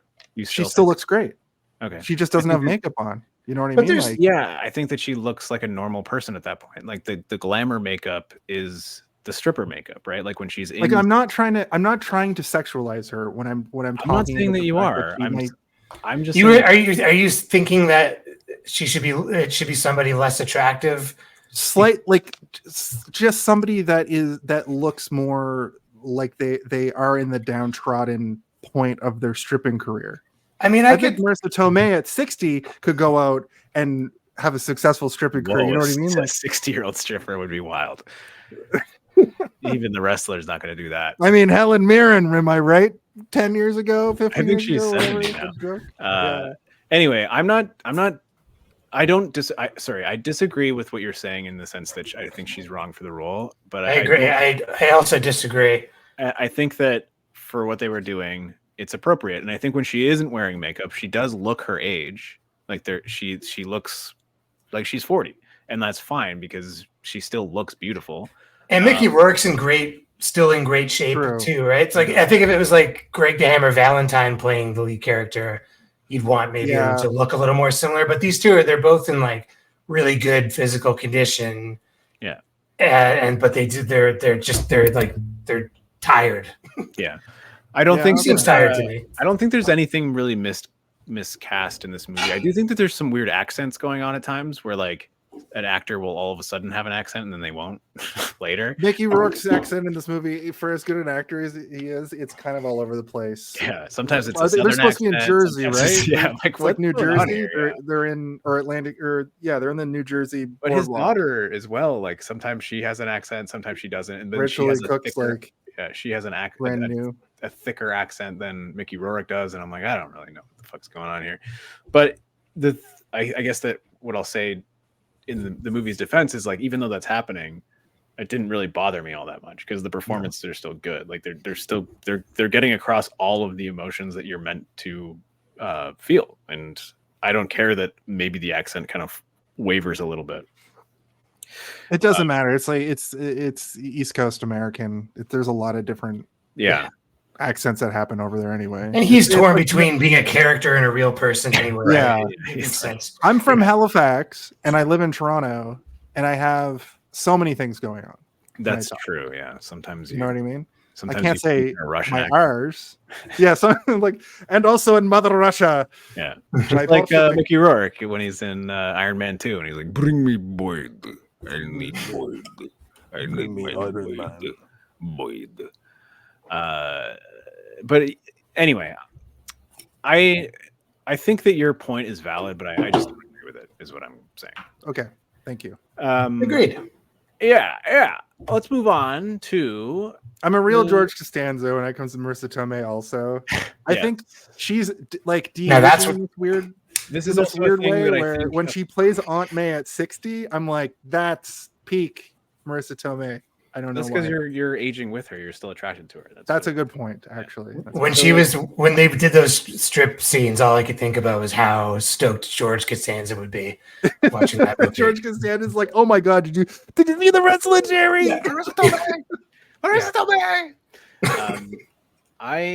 I also never really had like what is Marisa Tomei from? That is My cousin Vinny. Was she on like a sitcom or anything at some point? Is that No, just He was on Seinfeld for that one episode. for that one episode. Very He played famous Alfred. cameo. I just didn't have like a childhood in, crush on Marisa Tomei, so it didn't really like escalate. Well, I didn't really either. I just know who she is. But she's in that other one with no, she's not even in that one with Christian Slater. I think it's just my cousin Vinny is like her big. Hey, it's me, Christian Slater. How the hell are you? It is interesting. It bears discussion because she's an Oscar winner, and those scenes are really like Jesus, I was like very, very gutsy. Like, and also I was watching this at work. Is it excessive? Is it to balance out all the male bodies that we're looking? Not to bring it back to this or anything, but I think that makes you the think. first sequence where she's stripping for him and he's having a conversation, we're meant to watch this as though at first it's like, oh, it's Marisa Tomei and she's naked, crazy. But then you're like, oh, this is like a therapy session where he's exercising all of the issues he's having by talking to her, and she is also doing the same thing while stripping, and then there's a transaction at the end, just like you would have with a therapist. And it's so strange and weird, but they keep doing that throughout. But then it becomes more of like a friendship and a partnership where they're talking outside of the stripping, and you don't see it again until later. And then the next time you see her strip, she's clearly like, she's like, I'm disgusted with myself. You're not, it's not cutting to the audience members. It's just like a slow push on her. And you're seeing that she almost looks like she's in like a trance of disappointment where like she looks upset with herself, and it's like, I think she's also realizing like, oh, if I go with Randy, me and Randy we can figure things out, and I can leave this and he can leave that, and we can maybe be happy together. He can be a deli counter guy and I can be like a tutor or something. Every other time they show her in that strip club, she's got like a see-through top on. That's why I perceived it maybe to be a little bit excessive for her station. That's all. And I thought that last strip scene was a little bit like there was too much stripping for how like devastated she looks and feels when they finally push all the way in. And I guess that's the point, I guess that's like she's doing this thing and she, she's good at it, but what's it all for? Nobody's like throwing money at her or whatever. Like I don't know. I think if you were to cast somebody who is not as conventionally attractive as Marisa Tomei, it would damage the impact of what is being said by this character's performance. Okay. Because Randy the Ram is a legendary wrestler in this universe, apparently, right? So she's a legendary stripper, I guess. Yeah, the legend of what's her name, Cassidy, or I forget her fake name. Pam. Pam is her real Cassidy. name. Cassidy is her. The hottest 39-year-old you ever saw, brother. Yeah. Anyway. So she quotes Passion of the Christ at him during their therapy session. Yes. That was. Did you see? Did you see the hardcore match? As like she does this Passion of the Christ thing, and then he has that hardcore match where he's being. That's the next sequence. Yeah. Did you make? Yeah. That's Did you really make that? Alina was like, "Is that? Are they supposed to be doing a callback to that?" And I'm like, "Well, maybe." I think so. Yeah. I mean, this movie's a smart movie. It's not, there's lots of connect. Right before that, that's when he like does all the steroids and gets his pump on. And then I wrote a note that was like, it'd be a shame if it fucking kills him, which we don't actively see it do, but it tries to. Yeah. Jason, did you ever take steroids? No. Okay. But nowadays, here, I'll just give you a little bit of the insight. Lots of the boys are on the juice, but the thing is now doctors know how to do it. Prescribe you juice and you cycle on and cycle off, and it's a whole medical thing. I'm going to give you a prescription for 3 jars of juice for this week, and don't go over your allotment. Well, they're not just slamming bull sleeman into their bull sleeman. Try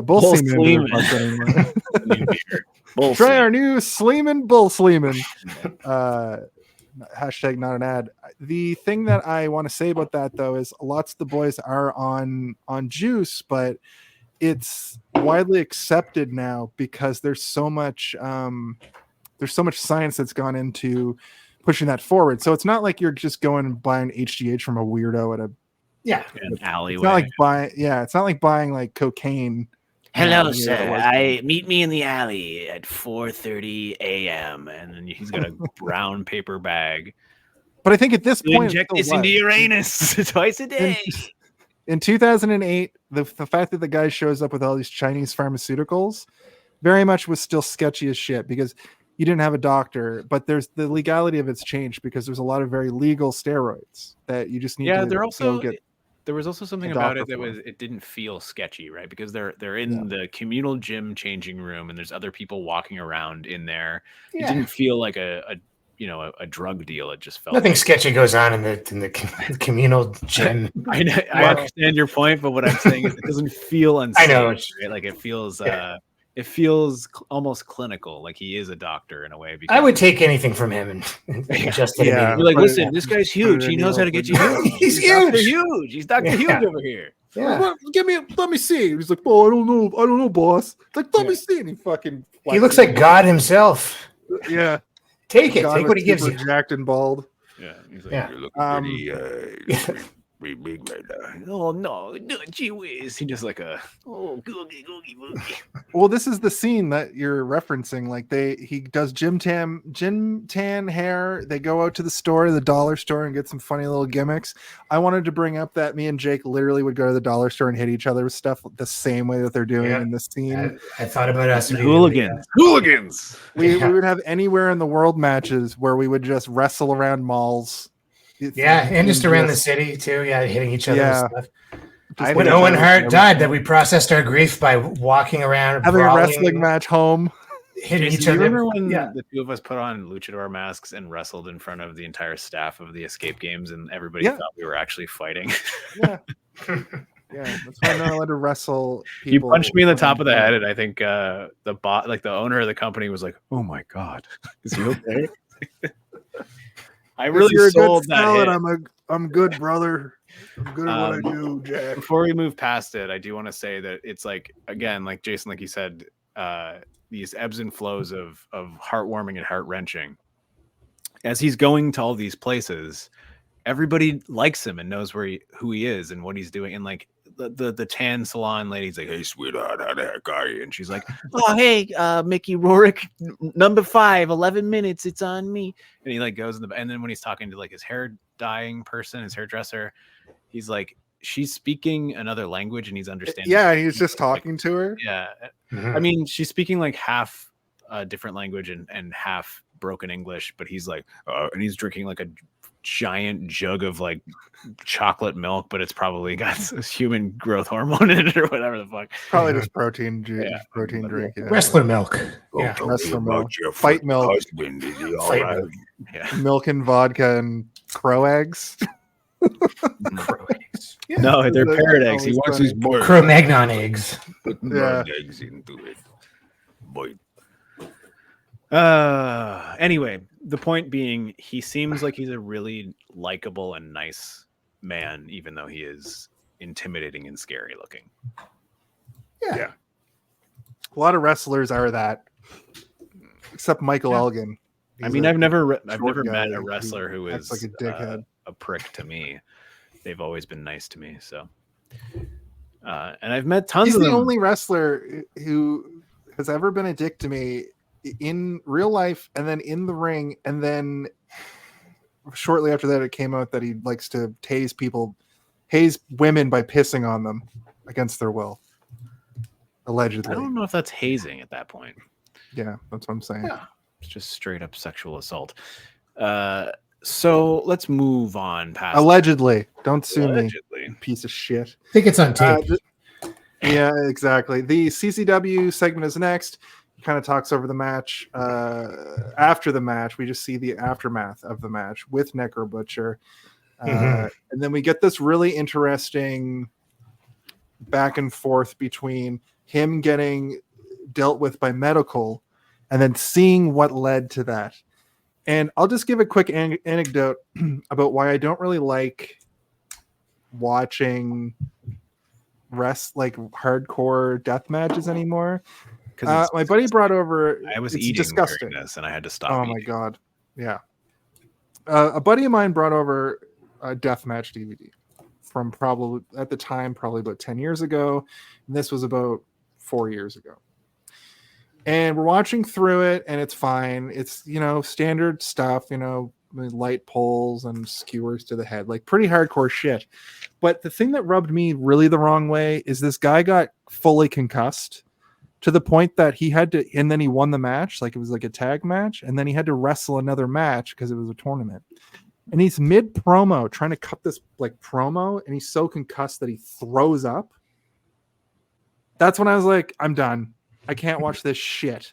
And similarly, me and Jake were watching some old ECW on the WWE network one time, and the Taipei Deathmatch, the famous Taipei Deathmatch, comes up, and it's two brothers. They've got their hands taped up with duct tape the other way, so it's like sticky side out, and then they dip their hands in glass, and they're just throwing punches at each other. That's not. I don't want to hear about this. I'm just trying to give you. Brutal.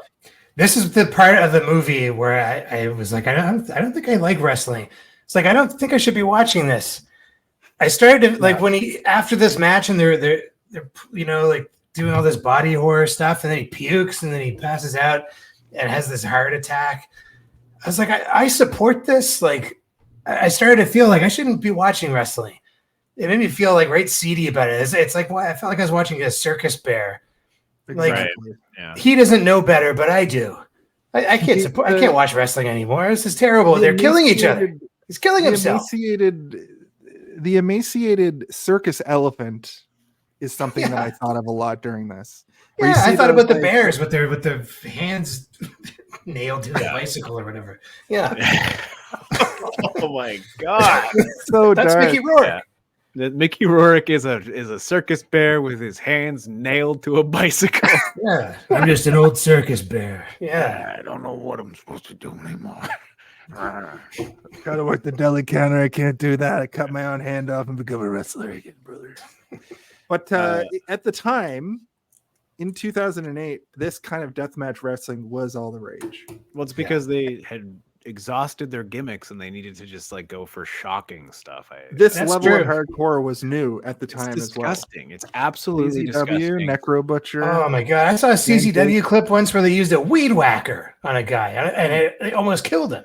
It's the worst thing I've Zandig ever and Joey seen. Janela, the sit-out power bomb off the top of a roof of the This building. is the same era into of Two I did Girls, see One that. Cup, isn't it? This is It like really is. Yeah. world Yeah. where people were like just trying to shock the actual shit and puke out of each other.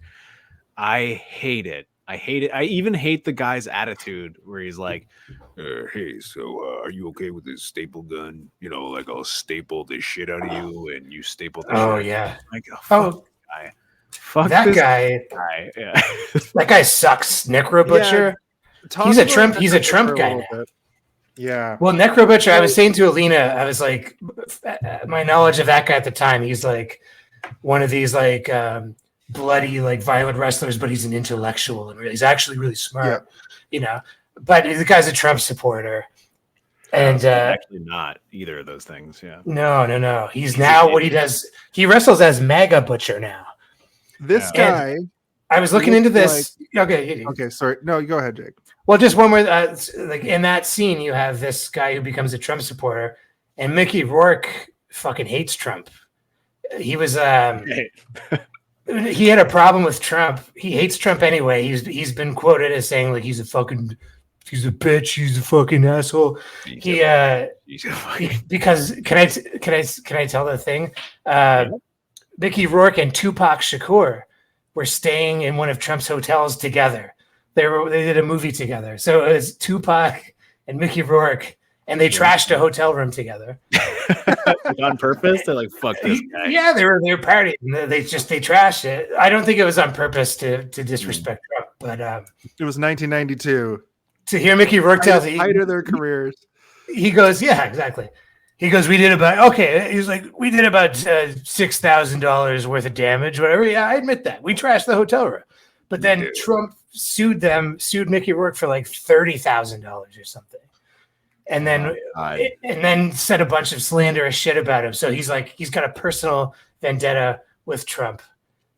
And also Mickey Rourke is now cooler in my mind. Like I've never not liked Mickey Rourke, but like I think he's out there talking shit about Trump today. Yeah. This day, yeah. That's amazing. With his giant lips and bag of meat face. And I think the thing about I'm glad to hear that about Necro Butcher because that dude is fully in a wheelchair also, right? He's out. He's out because there was a moment where he looks like in this movie, disappeared for 5 years, reappeared and looked like he was dying, fully gray, and he was dying in a wheelchair. He was gone. He's wrestling again. He's wrestling again. Yeah, he's back. He's out of the wheelchair. He's put on some weight. He in the wheelchair in the beginning? He had he had cancer or something. Like he was like he was like to the point of like, oh, he doesn't have long.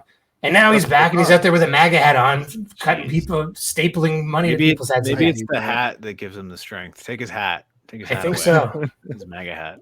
Maybe Trump is the savior. Oh, he's Necro Butcher. If you're Necro Butcher, he maybe well be. Trump I'm a Necro Butcher guy, brother. I don't know. I've got a Necro Butcher on my side. Yeah, maybe Necro Butcher for vice president. Yeah, I've appointed my new vice president, Necro Butcher. Necro Butcher.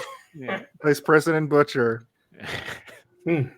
I will say I forgot about this sequence completely. I forgot about all of this, and I was so stoked about it. It's disgusting, but luckily it's all movie magic. At very least, it's all special effects.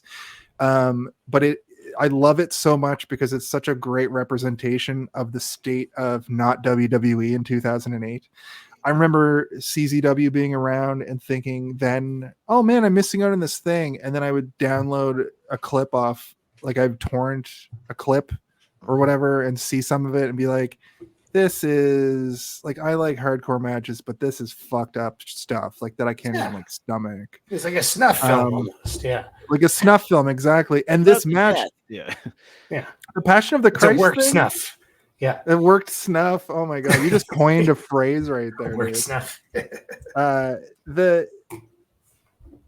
It affected me.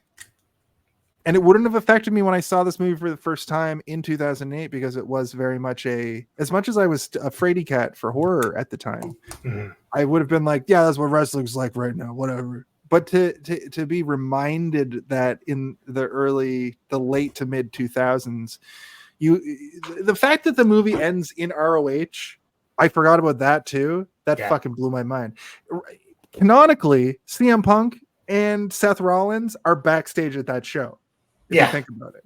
Yeah. You know what I mean? They're back there shaking hands with everybody. Yeah. And yeah, they're all shaking hands. They're all shaking hands. Yeah. Yeah.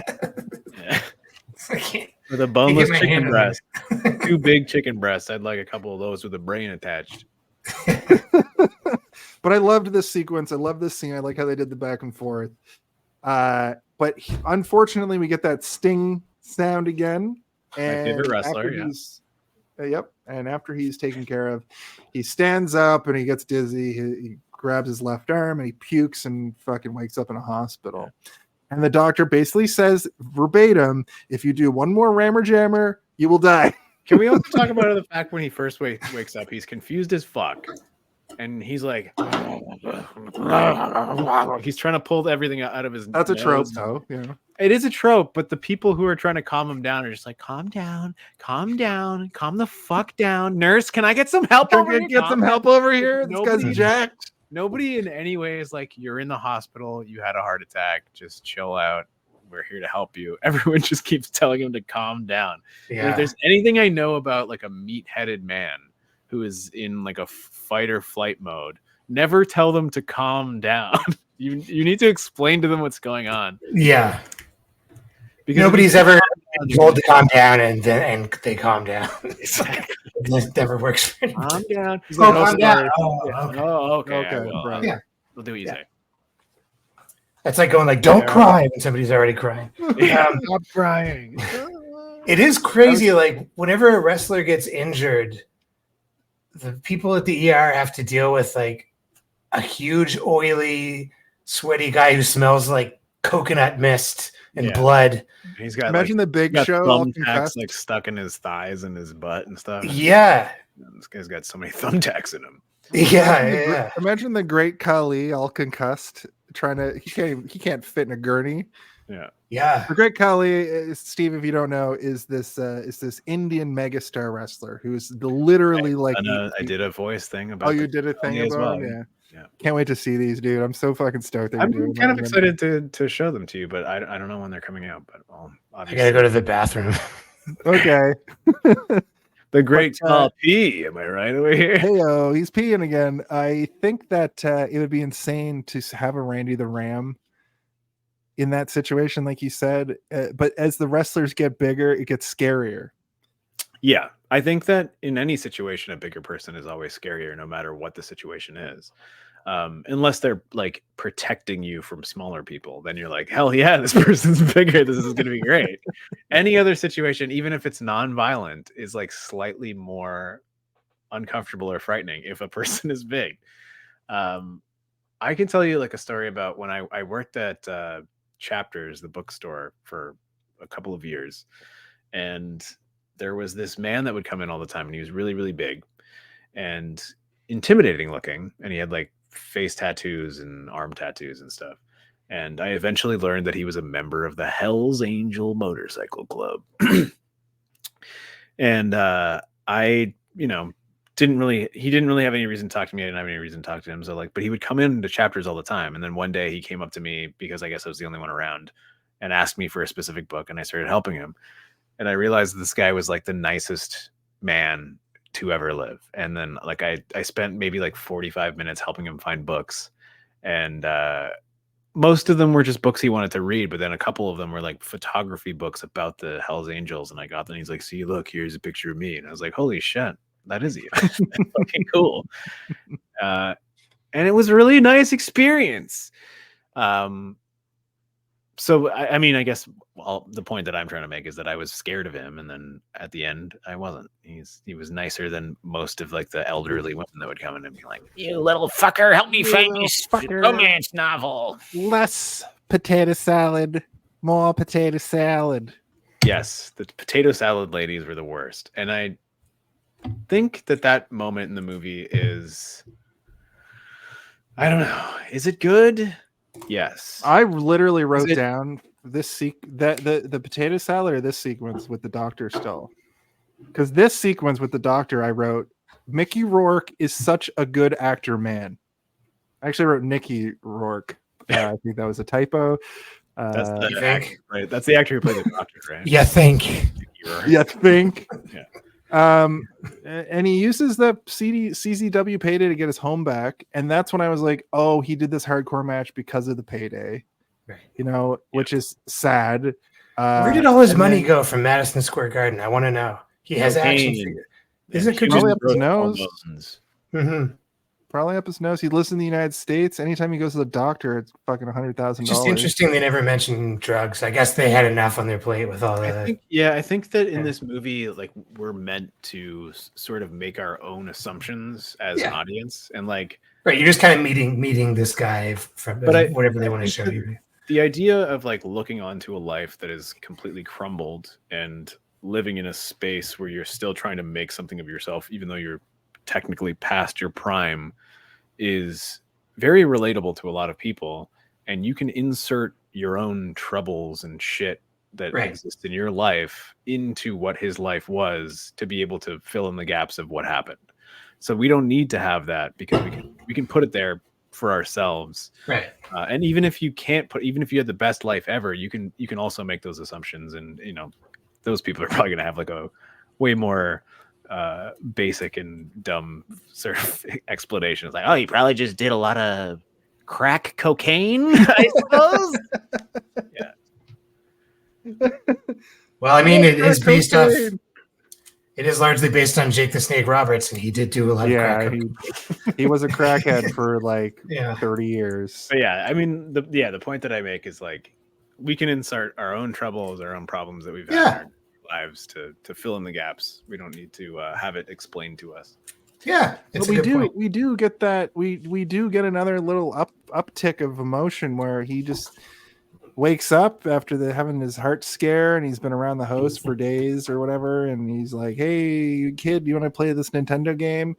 But then even during that, you get that little downtick of emotion where the kid's like, have you played Call of Duty 4?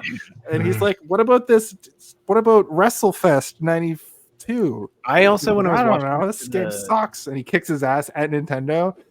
Watching this for the first time, like in a long time, there was a moment where I was like, when is this movie supposed to take place? Because there's not a lot of cell phones. There's not a lot of cell phones, and there's not a lot of technology that they show you that can really kind of give you an idea solidly of when it takes place. And then you see the Nintendo, and you're like, is this the early 90s? Is this like 97? No, it's not like it's like an old Nintendo. It's not like it's dusty or anything. So you're like, but Call of Duty 4 came out in like 2008. So yeah. That was you just don't see a computer in this movie. Yeah. You immediately know what year it takes place in based on the fact that he's name dropping Call of Duty Modern Warfare or whatever. This one takes place against Iraq instead of World War II. And I was like, oh yeah, I remember that game came out. That was back when I probably had it. Yeah, I haven't played a Call of Duty since that one, I think. So the next Mickey Rourke didn't like it, so neither do I. Ram Jam spends so much time on payphones in this movie, which is kind of cool because he was a touring wrestler in the 80s, and that's how they called their families. That they were every town they went to, they were looking for payphones. Yeah. Wrestlers spend all kinds of time around payphones. And he also so would have been that's what he knows. It also kind of also he's poor. That's what I was going to say. It gives you both the financial and sort of like mentality level of this guy, where he's like, I've always been using payphones since I was 88. I could do it. I have a thought experiment for you guys. Yeah. Payphones for local calls maxed out at 25 cents. Even the final payphone that exists is at the train station across the street. 25 cents. If payphones existed, adjusted for inflation, do you think we'd be paying like $2 a call? At this point? More. I mean, that's what the bus fares go up all the fucking time, right? Like I think two. Yeah. A toonie for a phone call. I mean, you might even get cut off at $2. Be like, please insert another toonie. I think two because you can't go big. You can't go too high because it's like people who don't have enough money for phones need the payphone. But they could get it. They would do $2. They could. Then you have to reinvent the payphone to accept $2 coins. Well, forget it then. Just get a cell phone. Yeah, and if you can't afford a cell phone, then you're gonna get murdered. You got me. Yeah. That's okay. Well, that thought experiment backfired completely. But I mean, someday we're probably going to get rid of quarters and I mean everything. It's already hard enough. I don't know how people are getting changed these days. well, you don't just pay for things with cryptocurrency. Yeah. Well, yeah, of course I pay for Regular? things with cryptocurrency. I'm not talking about me. I'm going to be just fine. I have crypto. Yeah. That'll be good for at least another 100 years. At any rate, he tries to go for a run. This is the first time you actually see him be like, I'm fine. I'm doing this. My heart is fine. I'm fine. He Now had let me go bypass into the surgery. woods and crumple up and be like, I'm oh, fucking almost done. fuck.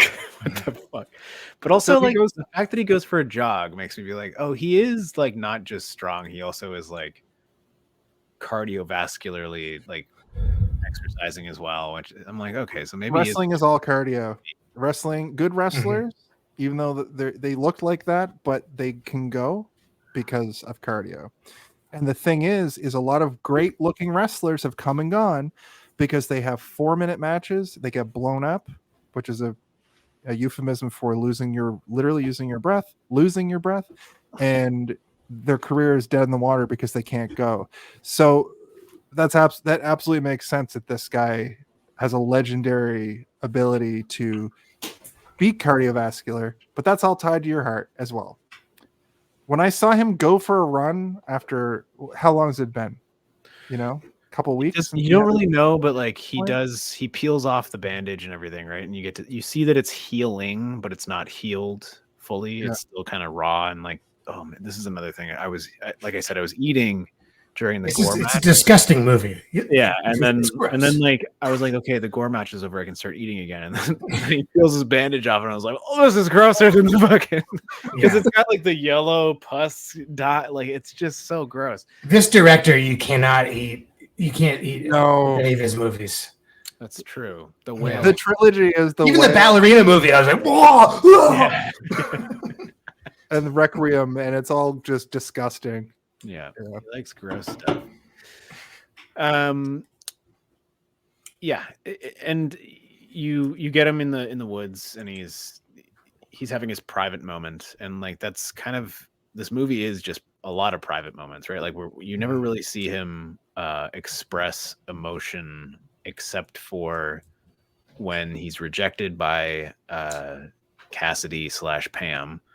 And he fully breaks and becomes an asshole and does like one of the, I think, biggest asshole things you could ever do to somebody, which is like, it's like so disrespectful and like, and vile. Right. But also like he's doing it specifically to be mean. It's not like he's not unintentionally doing it, which makes it, I think, more forgivable because he's doing it out of a point to be a dick. And he knows like, if I say this, it will really, really hurt this person, and I'm trying to hurt this person because they just hurt me.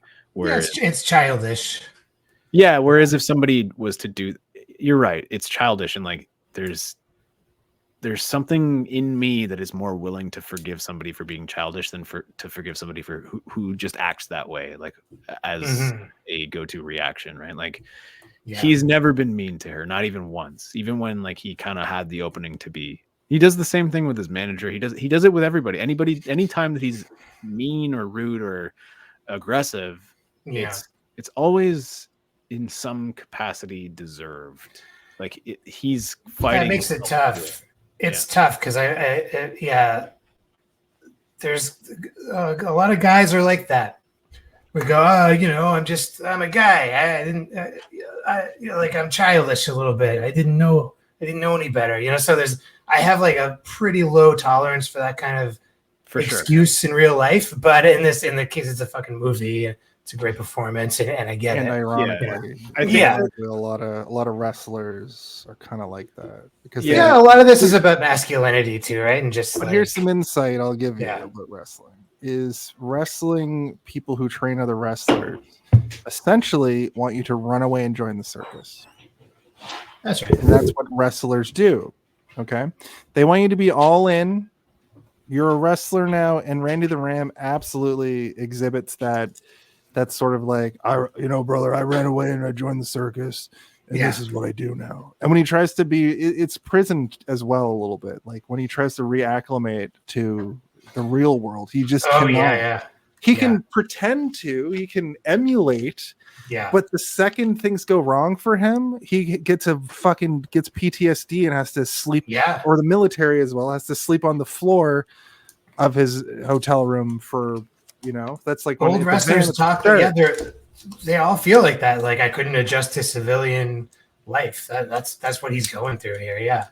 Nobody understands except the other wrestlers and the fans. He also has like the issue of like not being able to deal with pressure and responsibility, right? That we see over and over again throughout the movie. But like the big one is, he takes his daughter out, gives her a birthday present, and they have this like very beautiful, heartfelt moment together where you can see this stitching of the reparations of a torn apart relationship sort of like pulling themselves back together. Mm-hmm. And then he can't handle it, and he goes and fucks some weird firefighter fetishist and like ruins his chance with his daughter. Yeah. And that is like self-destructive to a level that I don't know if I can relate to it, but like I can understand it. I can see where you get so weighed down by the pressures of something that you decide to try and lighten the load by having a good time, and then you let that good time end up just. I can relate to that because before I was like married and stuff, I was kind of the self-destructive in the same way. Where if like a bad thing would happen to me in my life, I would just go and burn it all down as hard as possible. He's doing it because a good thing is happening. Like he's got a good thing happening, and he's also because what happens is he goes and he's like, it was very good with my daughter today. Would you like to be my girlfriend? And she's like, no, don't touch the customers. That's when he goes and burns it all down and fucks it up with his daughter. Yeah, he's rebounding from her, but then he totally forgets the daughter thing. Yeah, he's not able to come on, dude. He's not able to compartmentalize the different things. It's one giant bubble, and everything exists inside of it, and he's not able to separate those things. And he essentially does the same thing to Samantha's her name, right? He essentially does the same thing to Samantha that he did to her as a kid, where he couldn't get away from the job, and uses that as a crutch to sort of dictate what's going to happen next in his life. And that's why it's so heartbreaking to see him come home. He's stoked. He's like, I had some fun sex. I had a fun night. Like I was 22 again. And then he passes out. And when he wakes up, it's the middle of the night or like, 10 p.m. Yeah. Which when I was in my early 20s, I had been there, but I haven't had a thing like that happen to me. And especially when I'm 60. I do that all the time, every week. Yeah, but you have insomnia, dude. True. You text me as I'm getting up for work sometimes, and I'm like, have you slept? You're like, nah. Like, why we're up drinking all night? And you're like, nah. I had a father kind of like him, so I was like, when he came home and went to bed, I was like, aren't you supposed to be meeting your daughter, asshole? Like, is it the weekend, or do you have something you should be doing? Oh my god. That's that. I thought about that a little bit too because of the absentee father thing. Yeah, and, it was kind of weird with that whole part of the story. They that was one part where I felt like they really she forgave him pretty quickly, almost immediately. Yeah, almost immediately. But then went full get the fuck out of my life again. Which just when they had the dance, the father-daughter dance, I was like, no fucking way. Maybe we'll hang out a second time, but not right into dancing. I didn't buy that. Let's go dancing for Peter at a Fallout style ballroom. Yeah, it's like wallpaper peeling. But I thought it was funny that she was like kick down this random door and it turns out to be this giant ballroom. Like it was a funny little. Most of that worked, I thought. It was just when she was like, "No, come here, you big lug," and walking arm in arm with him at their first time they've hung out. The way that I looked at that was that he probably does pop up in and out of her life all the time. It's not like he hasn't spoken to her in 8 years. Why don't you hit the corner on that one, because I think that's a valid thing that we should talk about a little bit. What's that?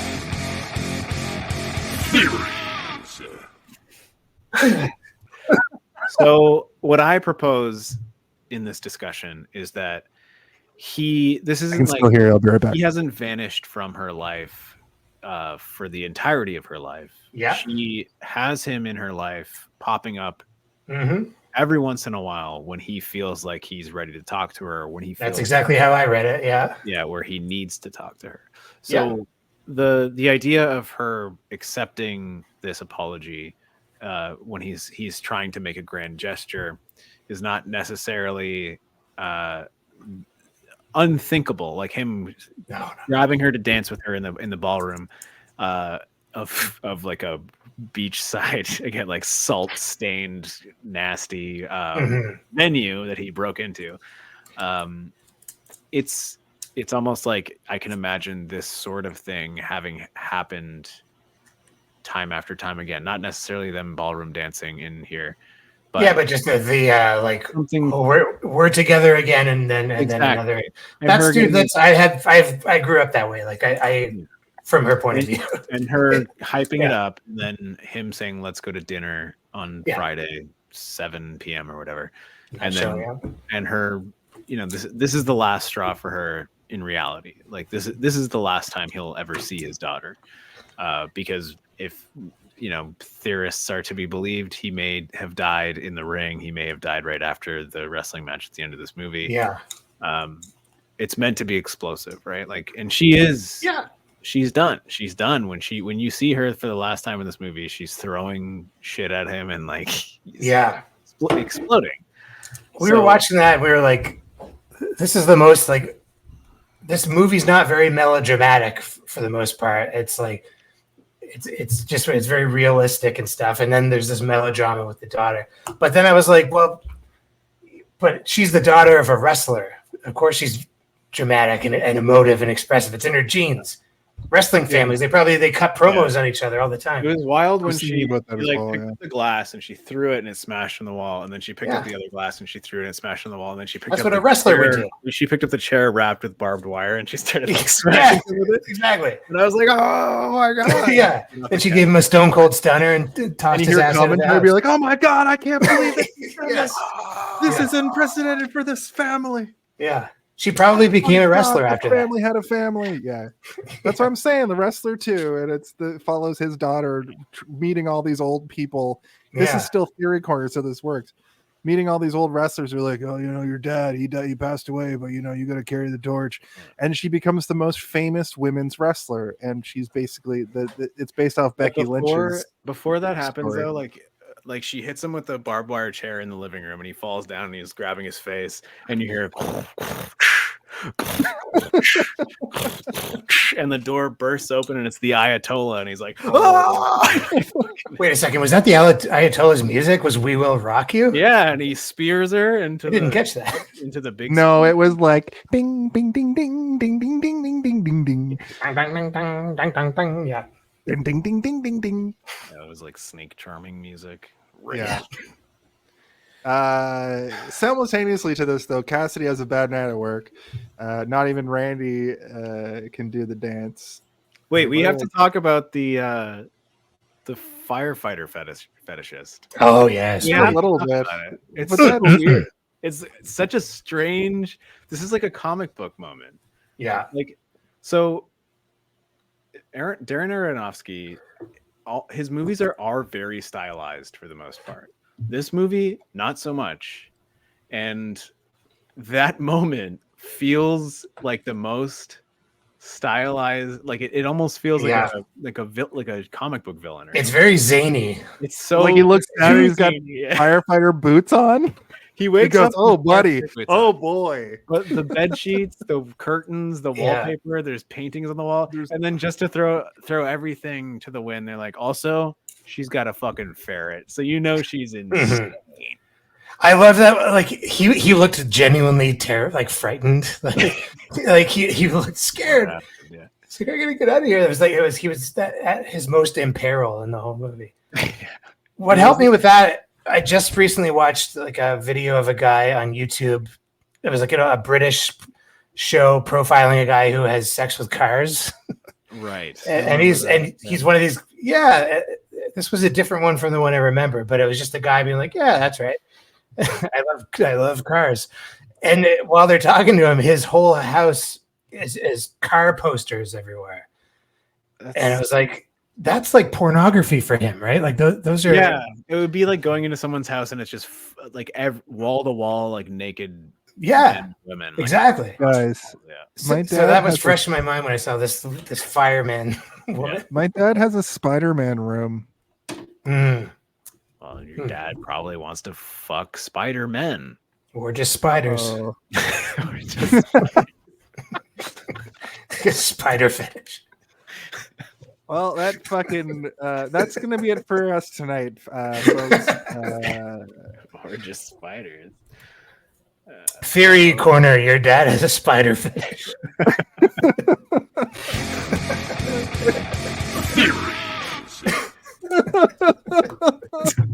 a champion.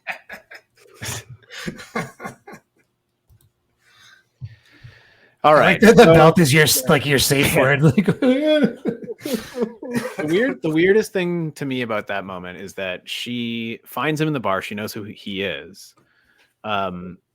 But she like dresses him up like a firefighter. I guess like she likes wrestling and firefighting, maybe. I don't know. I think I sort of took it as like she wanted to get blasted out by like a big burly man, and then that's why she's like, "Do you want to do fireman shit or whatever?" And he's like, "What?" And then they start doing blow, and he has sex with her in the bathroom, and a woman walks in and is like, "Get a room." But like that moment felt very like almost pornographic, and then for like the next scene to be him waking up in this fucking weird fireman fetish room, I was like, "Oh, she likes wrestlers because they resemble." The posters on the wall. Yeah. They resemble the idealized version of what a firefighter is, which is like if you ever have met a firefighter in real life, they're just regular Joes. They're not wrestler body men. They're just the like, Ghostbusters are closer to firefighters than well, I mean, firefighters are strong. Like they're strong, but they're like practical strong. Like their bodies are the strong of a practically strong person. They're not like a wrestler body. But she loves the boots on a wrestler, and that's what she wants. So I will say we kind of skipped over. Let me just kind of say what has happened.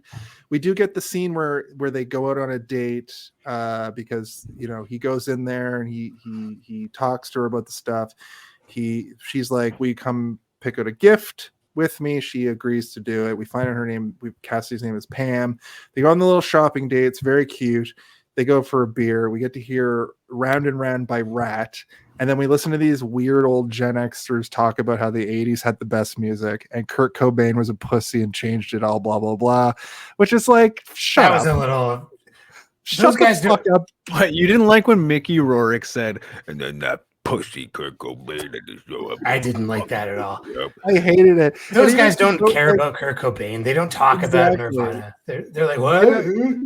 They don't, and they don't. That was only Darren listen to Aronofsky quiet. just shitting into a microphone. Yep. They don't only listen to Quiet Riot and Rat. Rat has one album. The lead singer of Rat is Ernest Borgnine's nephew. Is you Nepo shitting Baby. me? Seriously. That's why Rat name of their got first album. famous. What are you talking about? Banging Rats earlier? Were you talking about the Ernest Borgnine? Yes.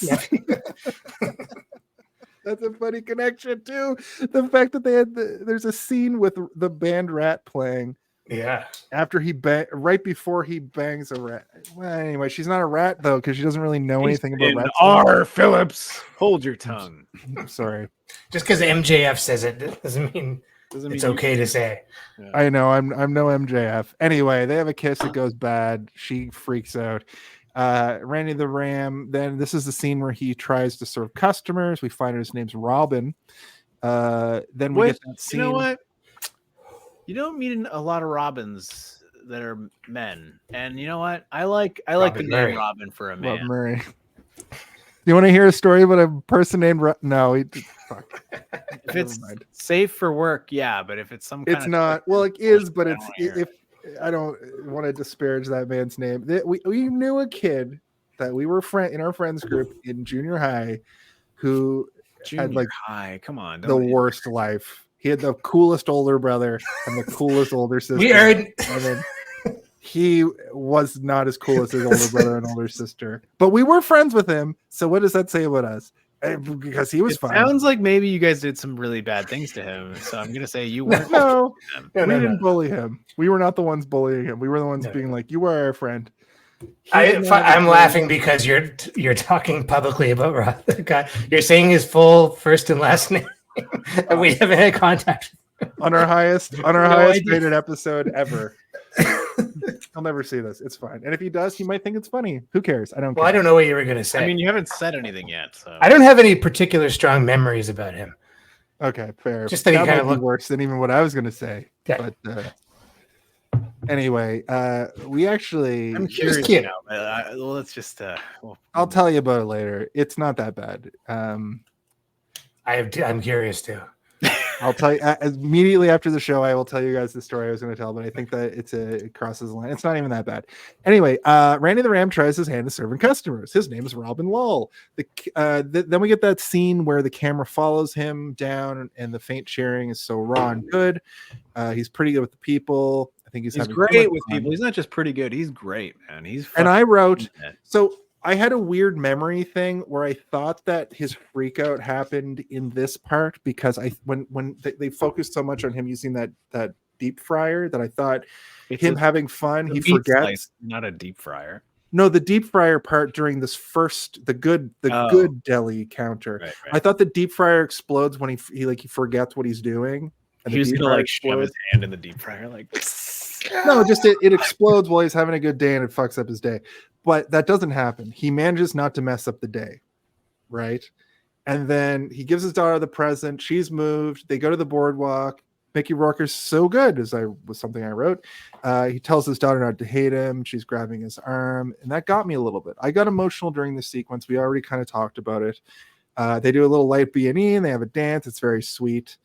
And then he goes to Pam and tells her about that. She lets Spoiler him alert: down. B&E. There's no such thing as light B&E. You'll get arrested at the same hard difficulty level. She kicks that door fucking open. Yeah. Anyway, we talked about all that already. She's born to be a wrestler. It's She true. will wrestle. I will wrestle. That's my wrestling name from now on. I will. She's a will lesbian wrestle. too. William Russell. They never really got to the bottom of that, but she definitely lived with that woman, right? They weren't sorority sisters. They Emmanuel. lived in a home. They lived in a house together. Level 1 B&E. Thank you, Tim. That's funny. I like that. Well, as the judge, jury, and executioner of this courtroom, I sentence you to level 1 B&E, which is a kiss on the 1 lips minute from yeah. Judge Me. and 1 minute in prison. The prison 1 of this minute. kiss for 1 minute.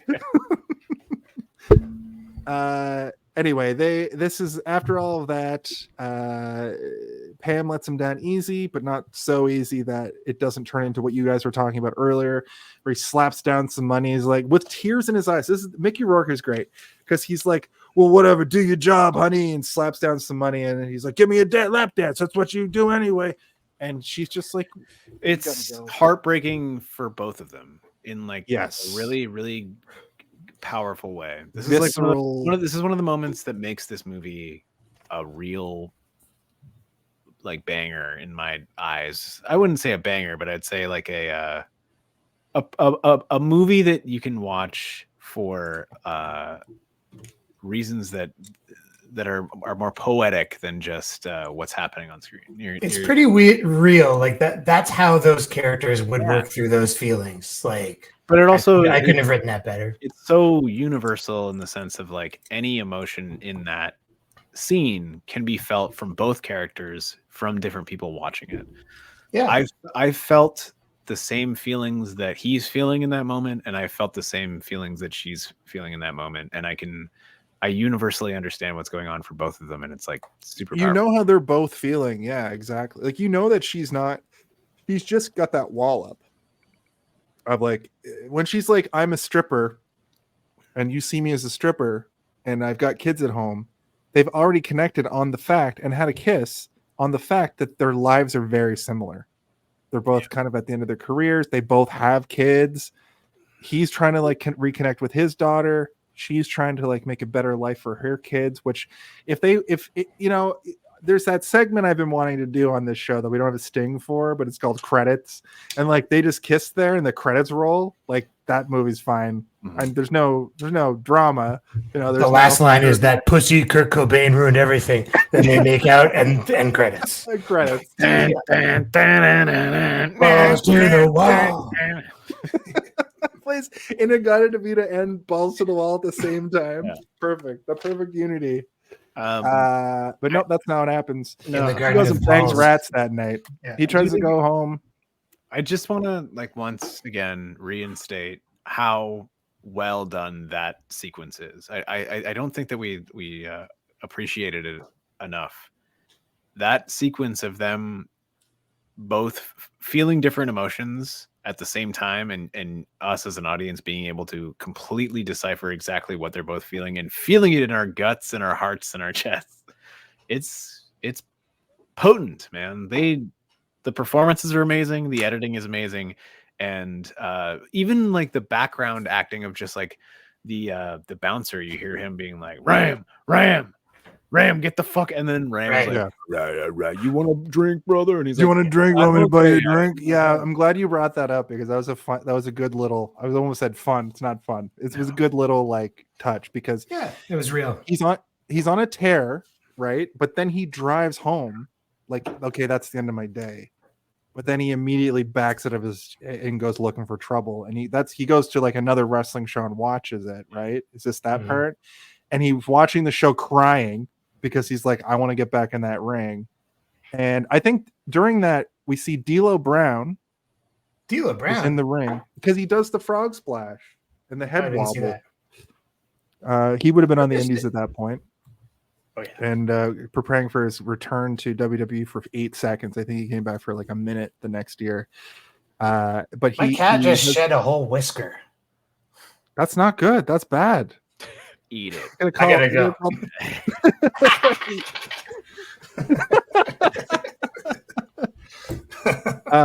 That's crazy.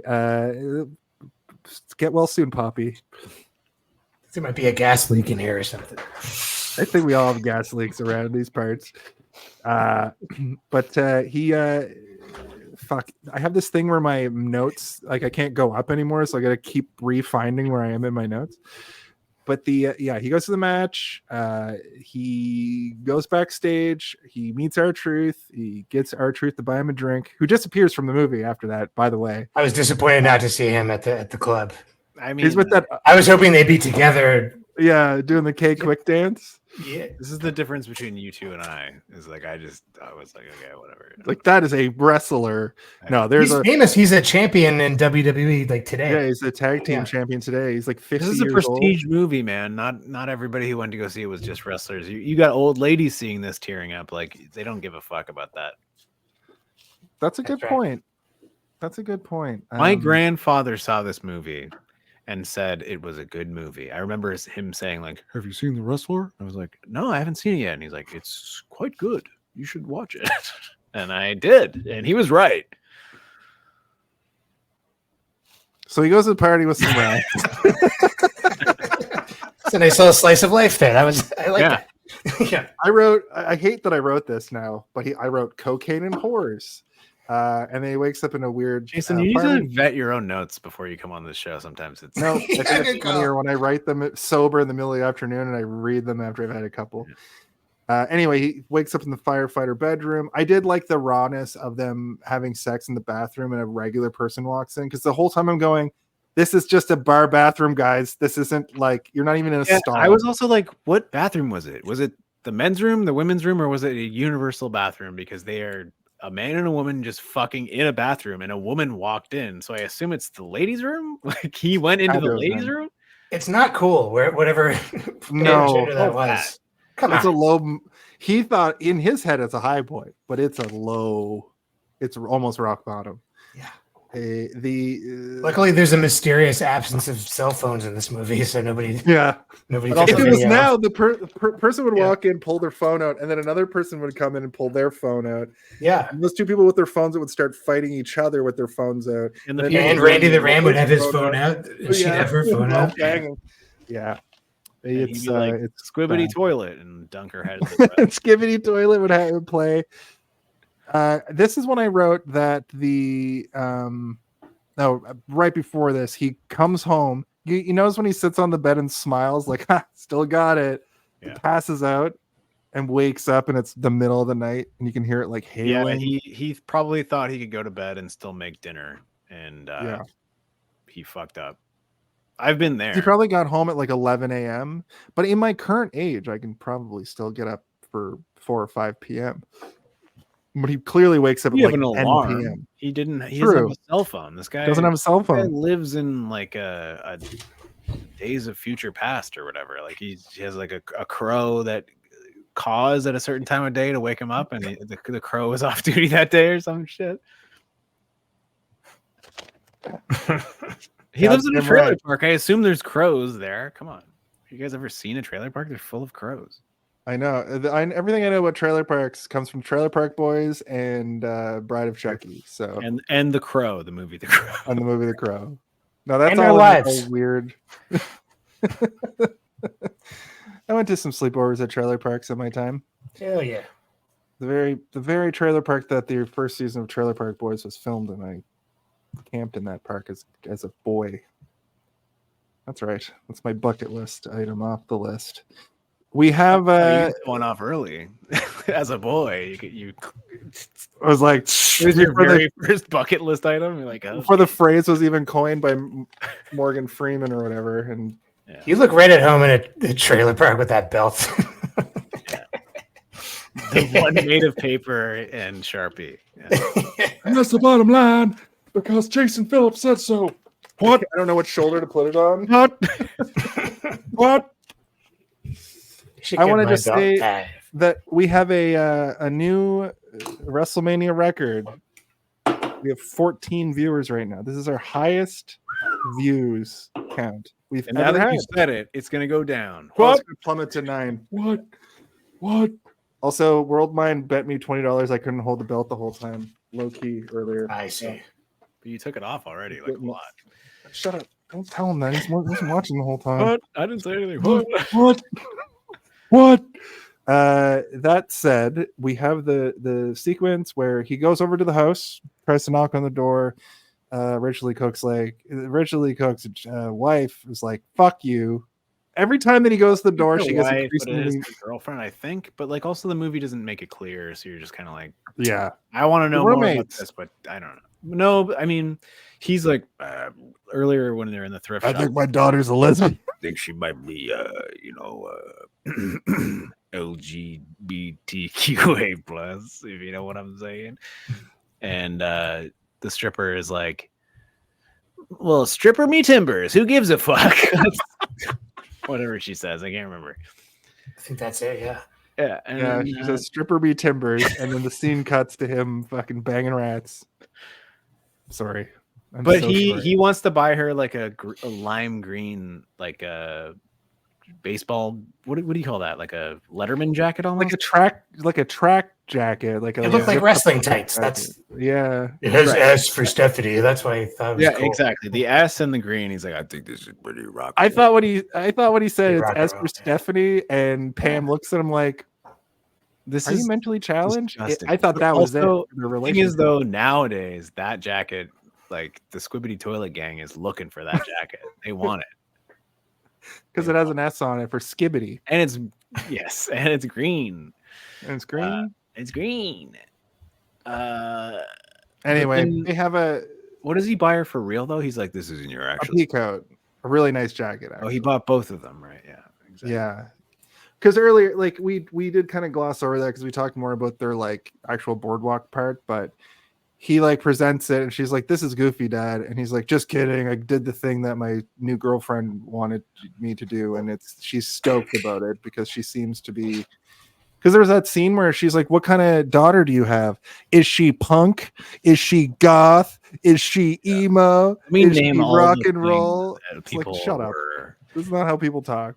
For all the good this movie does, there are some. At the time, people did say that, but it stunk of a writer listening to like their 12-year-old or whatever, right? Like they went and they're like, "Hey, sweetheart, if you were to describe like different groups of people in your middle school, what would they call them? Skater, Yeah, exactly. surfer, 12-year-old would be like, I don't know, 9/11 truther. punk, flat earther. Anyway, she boots him the fuck out after he tries to apologize. She's like, "That's it. You had one more chance. You're done, buddy. Go wrestle and see how that works out for you." Do you guys think they were actually lesbians? I don't know. I didn't get much romantic energy from the two. Yes. I did get the lesbian energy because of how protective the other girl, the other woman seemed. What kind of roommate goes to the door? You say, "Hey, get the fuck out."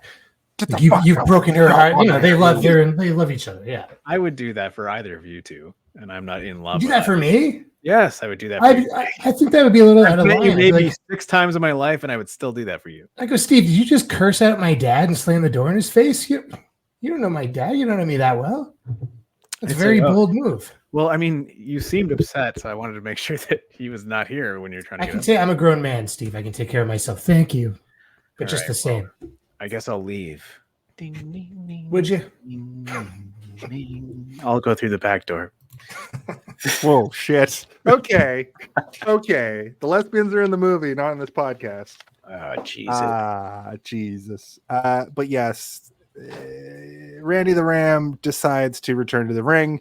Pam kisses the kids to go to see Randy, finds out through this that he has decided to before that he goes and has a freak out attack at the old deli bar, cuts his own hand. I had to look away, like I knew it was coming.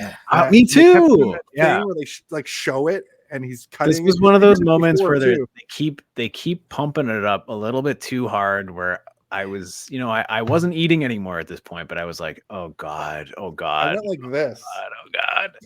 Have you guys I used wasn't those sure how machines? gruesome they were going to go. Those What'd you say, Jake? Have you used those slicer machines before? I have. Yeah, I was always so scared that was going to happen to me. It's harrowing. That's how I circumcised myself at the age of. No, just kidding. You put How your come you're penis allowed to in say the- that? But if I said that, well, it wouldn't be true because He's defiling his own penis. You're You're doing it to other people's. You sick did fuck. It's true. I am constantly circumcising people against their will. Get over here. Give me your foreskin. Give me a foreskin. Yeah. John Call him the Don Valley Moil. They call me the Don Valley Moil. Yes. It's like a Batman villain. Yeah. Weston Moyle. Yeah. Somebody keeps dumping foreskins into the Don. Oh my god. I don't even know what Don Valley is. I don't know. The sewers in the Don Valley. Plugged up with weirdo. what? They do. Foreskin. Yeah. The Don Valley is the west, that valley over there. The Danforth is the Don Valley. Huh. How about that? Danforth and the Don Valley are interchangeable. Which one is clogged with foreskins? Because that's the one that I did. All of it. You know those weird plants that live in Toronto that if you get too close to them, they smell like cum? Yeah. That's because of the foreskins. See, I don't know. Maybe I just don't have the smell receptors for cum, because I keep hearing this, and I have heard it for like at least 12 years, and I've never smelt a plant that smells. We're entering cum tree fucking. No, but I also don't know what cum smell. Does cum smell like something? Yeah, like bleach and cum Yeah. mixed together. What? Next time you're around some cum, take a whiff.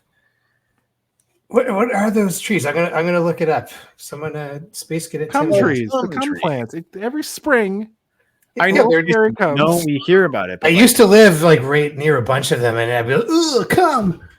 You're like grabbing the branches, like, oh god, damn it, stop please. Yeah. I'm gonna have to. So when I put this up on audio, I always say no, not explicit. This week I might have to use our first explicit. Mhm. We talked about cum a lot just now. We're almost done this movie though, because Randy the Ram, he full on goes back into, after he has a little freak out attack, he goes back into, I'm getting back in the ring, brother. And he calls up and gets the match with the Ayatollah, and it's on the ROH set, which is cool. I thought it was interesting to see that old ROH. ROH, of course, is back now under the watchful eye of Tony Khan of AEW. That's sort of their... Rest in peace, by the way. Did you see him the other? Yeah, he got knocked the fuck out hilariously. No, I'll never be an on-air character, brother. Well, let's pop a rating this week. AEW is not having a great time. It's not good. It's so ornamental pear tree is the one that smells like jism when it's blooming.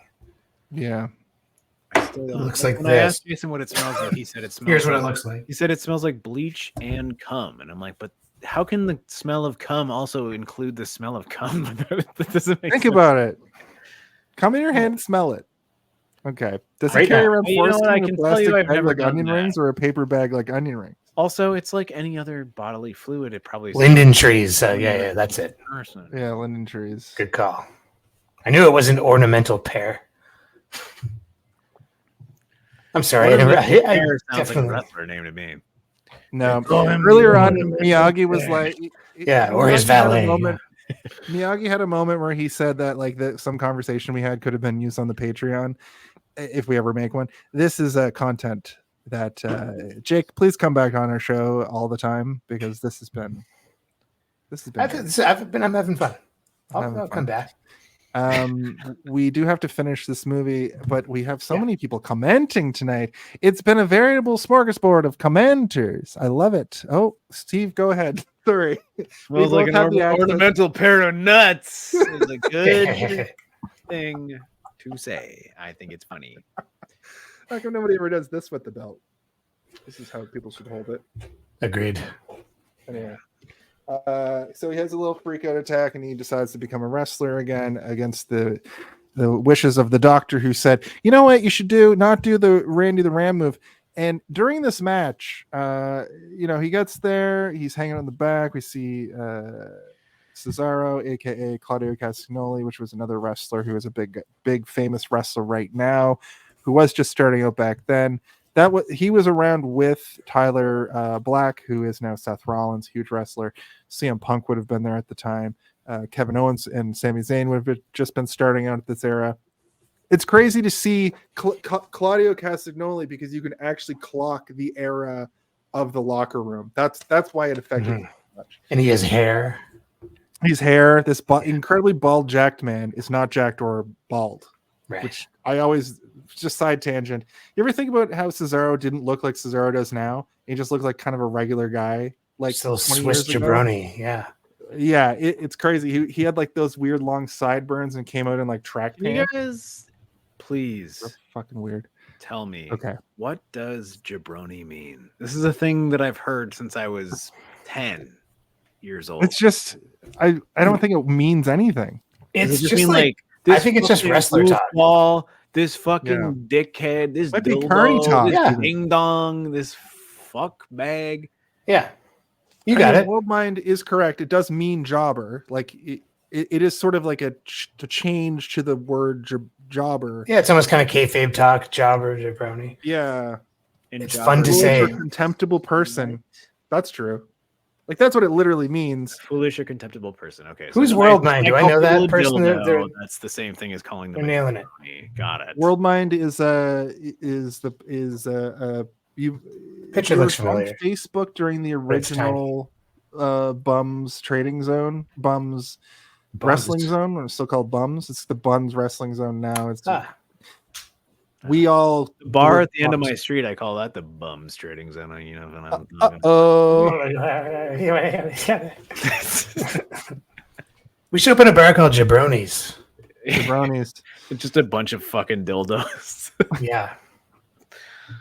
All right. It's like one of those dicks places where you just treat everybody like an asshole. Yes.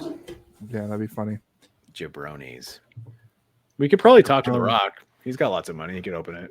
It's called Jabroni. We'll sue you. Rock on the horn. Probably sue you immediately for opening a restaurant. Oh, he called said Jabronis. talk to him about it. He could be the one who he invests in us. Hi, Mr. The Dwayne The Rock Johnson. Can you come and invest in my restaurant called the Jabronis? No, just the Bronies. I'm very nervous. On the phone talking and to you you, go, Mr. what? And you're like, Johnson. oh, wait, sorry. I dialed What? Steve Austin.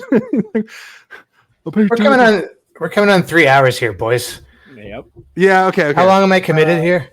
You're committed for just. Let's finish this movie up.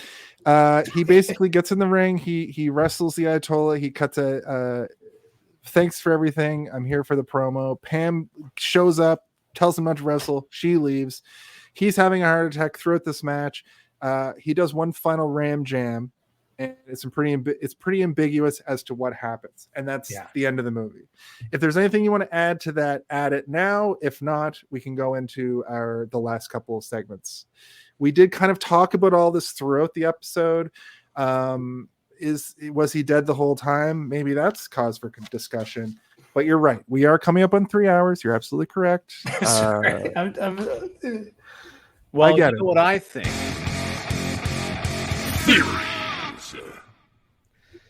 I think that he knows he's going to die, and he's okay with it. This is him committing suicide, and he doesn't care anymore because he knows that he's going to die. Mhm. If he does this, he knows his daughter doesn't care about him. He knows that his love interest doesn't care about him, and he doesn't care about himself.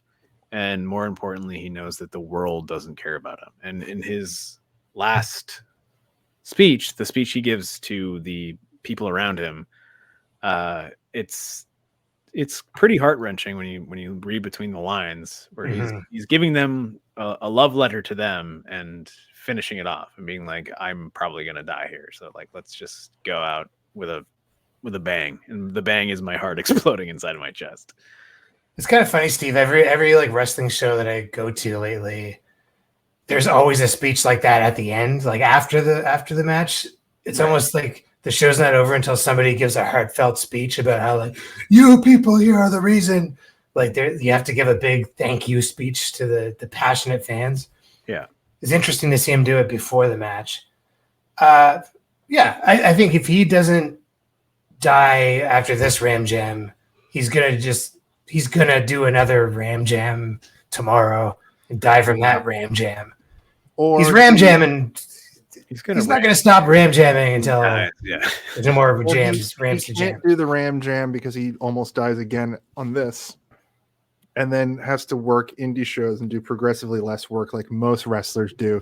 And he has a colostomy bag and a wheelchair. He's got a colostomy cane. bag, wheelchair. Yeah. Yeah. Well, I think that like what you're saying is like you hear them at the end of the matches is telling, right? Is that he's doing it before the match, almost as if it is a suicide letter where he knows that he's going to die, and he's doing this to kill himself because he can't do it anymore. No one likes him. No one loves him in the way that he wants them to. And as much as like we love him as the audience, and like the characters in the movie do love him, he doesn't love himself, and he's ready to go. He's ready to get out, and he just wants to do it in the way that he loves or feels the most comfortable, which is in the ring, which is pretty good, man. It's pretty good. It's a pretty good way to go out, I guess. Yeah, and it is that, like, it's a very thanks Yogi. More time. Just one more time right there. And also this is also funny. That's pretty good. Yeah. This I've smelled it. That's not true. This oh god. Yeah, that's where it's about time. We gotta go into our final. Let's move on, honey. All right. But ultimately, I think it is a good way to end the movie for how ambiguous a lot of this movie is overall. We can get into it in our final thoughts here in a moment. But as that is the end of the movie, that is the end of the body of the episode. So before we get to the MPAA rating game, let's talk about our Home Alone of it all. If you had to pick one, what do you think the Home Alone of it is all? the Home Alone of it all? Can someone please tell me when the Home Alone I of it really all gotta happens? know. When is the Home Alone of it all? What is the Home Alone of it all? Now that's the Home Alone of it all. Jake, it's very simple. The Home Alone of it all is a theory that I came up with. That is basically the draw of the movie Home Alone. Is you want to get to it, you want to see Harry and Merv get destroyed by traps, essentially. Yeah. And I've sort of extended that to all movies, where a lot of movies have that like thing. There's a bunch of build up, and you want to get to like the thing that the movie's about, essentially. Steve's also said it might just be the third act of the movie a lot of times, and it is. So, but sometimes it's all sorts of stuff. For me, the Home Alone of this movie is that I just wanted to, this time especially, I just wanted to rewatch the final match to see actually what that ending was again. That's all I wanted. That was my Home Alone of it all for this one. So Jake, with that, do you have like a Home Alone of it all for yourself? Sort of the draw of this film? Well, like in that moment when he's climbing up to the top rope and he looks up one last time to where Marisa Tomei was and she's not there anymore. He's like, yep. He's like, that was my last chance to maybe take some responsibility for what I'm doing. His exact line was, he was like, that was my last possible person who could be depending on me to not ram jam myself to death. right. And she's gone. So fuck it. I'm doing the ram jam, you know? But the Home Alone of it, maybe that's not the Home Alone of it all for me. The Home Alone of it all for me is clearly when he is going down the aisle to start his deli job and he hears the crowd and he parts those shitty plastic dangly things. I don't know what purpose those serve. What are they for? Yeah. It's for temperature, I think. And they also keep temperature in. There's a lot of reasons there. Yeah, those things. And they always look like fly tape, like they're that yellow color. They look like people have been smoking around them for 100 years. You feel like when you go through them, like they're gonna keep grabbing you as you go through. Like, yeah, they're kind of gross. Yeah. But when he's hearing ram jam, and then those things flop close, and the sound just cuts out, I'm like, yeah, that's the Home Alone. That's what I want to see. That's what I related to the most of anything in the movie. That and his daughter being extremely disappointed in him for being a man-child. The one thing that I wanted to say was, like, you know, when he looks up to Marisa Tomei, I don't know if you guys heard this. It was really, really quiet, but he went, "Where is my bird? Where is my bird?" You remember that from Iron Man 2? He said it in this movie as well, but he said it way quieter. Way quieter. Yeah. Where's my bat? Where's my bird? He had a bird in that movie. Boyd. Yeah. But he says Boyd. Steve, what's your Home Alone of it all? There isn't one. This movie doesn't have one. Or, alternatively, the entire movie is a Home Alone of it all. I think that's what I almost wrote. I am waiting for the Home Alone of it all, and every scene provides me with a Home Alone of it all. Maybe Randy the Ram is Kevin McAllister grown up. These are all those little traps. He fled to the circus life of wrestling because he was left home alone and he never got over it. Yeah. I'm sorry if I interrupted you. No, I agree with what you're saying, because I searched high and low through this movie and I was like, there is not a Home Alone of it all, because it's full of little bits and pieces that are their own stories, right? Like, as we talked about in the beginning, when he opens up the back of his van because he couldn't afford to stay in his trailer that night. All the kids love him, and you're like, that's a new story there that we could explore, just that story if we wanted to, or we could explore just the story of him with the firefighter woman. Like, there's so many moments of Home Alones of it all that either the whole movie is a Home Alone of it all, or none of it is, because there isn't really. This is not a movie that adheres to that sort of qualification.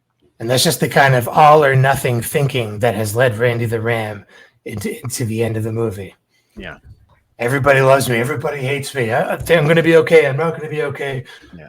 Oh, my heart is exploding from both pain and sorrow and joy all at the same time. He was probably so happy that she came to see him that it probably fucked his heart up even more than when he was about to go without her being there. There was that scene earlier where she's like, "You want to dance, honey?" And he's like, "I don't think my hair can take it." And he's drinking tea. Yeah. Like, fuck. Great. Imagine going to a strip club and be like, "I'll have a tea, please." I'll have a tea, please. Well, I was thinking about that. My theory corner, during that, he was probably like, "I'll just pay the regular price of beer just to be somewhere and just give me a tea, please. Just charge me $9 for green tea, please." He doesn't interact with the strippers. He doesn't talk to anyone. He just sits there and drinks tea. And he leaves every Tuesday. It is actually time to play the game show that's been sweeping the nation, though. Oh my God. It's time to play Guess the MPAA. My name is Randolph Ramstein, and I'm here to tell you about the hit game show that's been sweeping the nation. It is, of course, the MPAA rating game, aka, hey, Did you MPAA that one? And it is, of course, a game where what we do is I give you... There's a 5-digit number, okay, Jake? I know that it's sort of like, what the fuck? It's late. The MPAA rating is a rating that's given to every movie. It's a 5-digit number with the rating that a movie is given. So it starts at number 1. And nowadays, we're in a 5-digit situation. So what I'm going to do is I'm going to give you the first 2 numbers. And all you have to do is give me the next 3 numbers. So you're giving me a number between 0 and 999. And of course, the guest always goes first. So this week on the show, I'm going to give you the first 2 digits, and they're 4-4. I'll tell you if it's higher or lower. You get 2 guesses each. Jake, 4-4. 3, 3, 1. Steve, higher.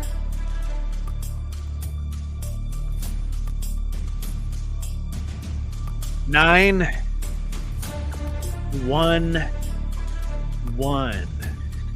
Jake, lower. 6, 6, 6. Oh my god. Steve, higher. 7, 8, 9. Steve, cut the music and play the fart sound. What? Oh, that's not far. The number this week was 44697. So 666 was a very good guess. You should maybe do a warm or cold when we're close. Just say I'm thinking warm. about that. Actually, I almost did that just there. So maybe we evolved. Hotter, colder is where we're gonna go from here. So Jake, thank you for helping me and Steve come to that. But with that, we're gonna do our final thoughts now. So final thoughts. It's time for our final thoughts. How come wrestlers never do this? I think I saw one do that one time. Come on. How about this one? Anyways, Jake, of course, at the beginning of the show, we let the guest go first. So at the end of the show, the guest goes first again to give us your final thoughts. And if you want to give this movie like a rating, whether it be out of 5 or out of 10 or just like a funny thing, give it to us, Daddy. Nope. Okay. Final thoughts. Remember to applaud him. I was very quickly Googling Jerry Springer final thoughts because I was hoping to quickly just read. I'm too drunk to improvise. What happens when a stripper and a wrestler get together? Yeah. Okay. Well, my final thoughts. I enjoyed this. This was nice talking to you guys for 4 hours. It was. I liked the movie. I felt a little depressed after I watched it, but now today I feel okay about it. We had some laughs. It was good to. I would give it 4 bottles of baby oil out of 5, and 3 somas. Taking, okay. Am I supposed to plug my stuff right now too? No, not yet. We're getting to that. We just gotta finish up here right quick, and then you'll get to it. I'm sorry, Jake. That's cool. I don't have anything anyway. Pretty par for the course. Steve, what are your final thoughts for The Wrestler, 2008's The Wrestler, starring Mickey Rourke? I think this movie is good. I think that you should watch it. If you haven't seen it and you don't give a shit about wrestling, you might actually give a shit about wrestling afterwards. That's not to say that, the movie itself isn't just good without any of those caveats. I do believe that Mickey Rourke, it's maybe one of his best performances ever in a movie. I've seen many, and he is kind of the same in a lot of movies, but they sort of found the pocket where they're like, how do we harness this mumbly meat man? What do we do here? How do we get this to work? And it works in this movie, man. I really do think it does. Give me my board. Give me my board. Is what all the stuff that has happened to his face, led him to be perfectly cast in this movie. All of it is. It's like, what are you going to do with that face in this movie? But you just, let him cook but don't overcook, because that's what happened to his fucking face. His face is overcooked over here.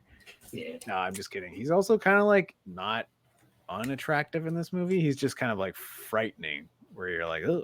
Also, didn't need to see his weird square like Minecraft butt. Remember when he like sticks the the thing in his butt at the beginning? I think that. Oh yeah, when that happened, Alina said, "Now that's an ass." It looked like a box. It looked like somebody like put like a regular box, like if there was a FedEx sticker on Yeah, it. it was like a wet box. A wet box. I had another thing. I was going on a tangent. I can't remember what it was, but I'll say that this movie is in line with the Darren Aronofsky sort of like, what if a thing was what if a lady was so obsessed with this one thing she became an actual black swan? What if a fountain was a fountain? Like, this is his idea. And this is one of the examples of it working the best. I think out of his entire filmography, this is probably one of his best ones. What if a whale was a whale? If I did have to give it a rating, I would give it 1 man looking for his Boyd out of 0 Boyds. There's no Boyds in this movie. Not 1 Boyd. No Boyds. Thank you, Steve. Thank you, Steve. No Boyd. There's no Boyd. Undertake the dong. No Boyd. Oh, there were a bunch of seagulls though when he was in the parking lot going back to his van, because you're right. we were watching it on my projector, and the cat went when she was. All right, I'm gonna give it a different rating then. My rating is gonna be, Please, taking somebody who you care absolutely unconditionally for to a vintage clothing store and having them try their hardest to convince you of buying something, but you're unwilling to buy it because you're so zeroed in on this one specific article of clothing that they tell you, go with your gut, man. Go with your gut. This is the movie of go with your gut. I'll say that instead.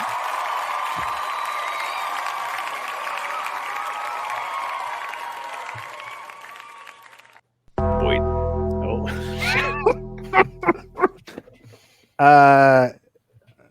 My final thought is, as such, of all the movies, this was my favorite of the month. Iron Claw is a very close second, but it didn't really have any ups, just downs. And this at least has a well-rounded story, since it has the benefit of being fiction.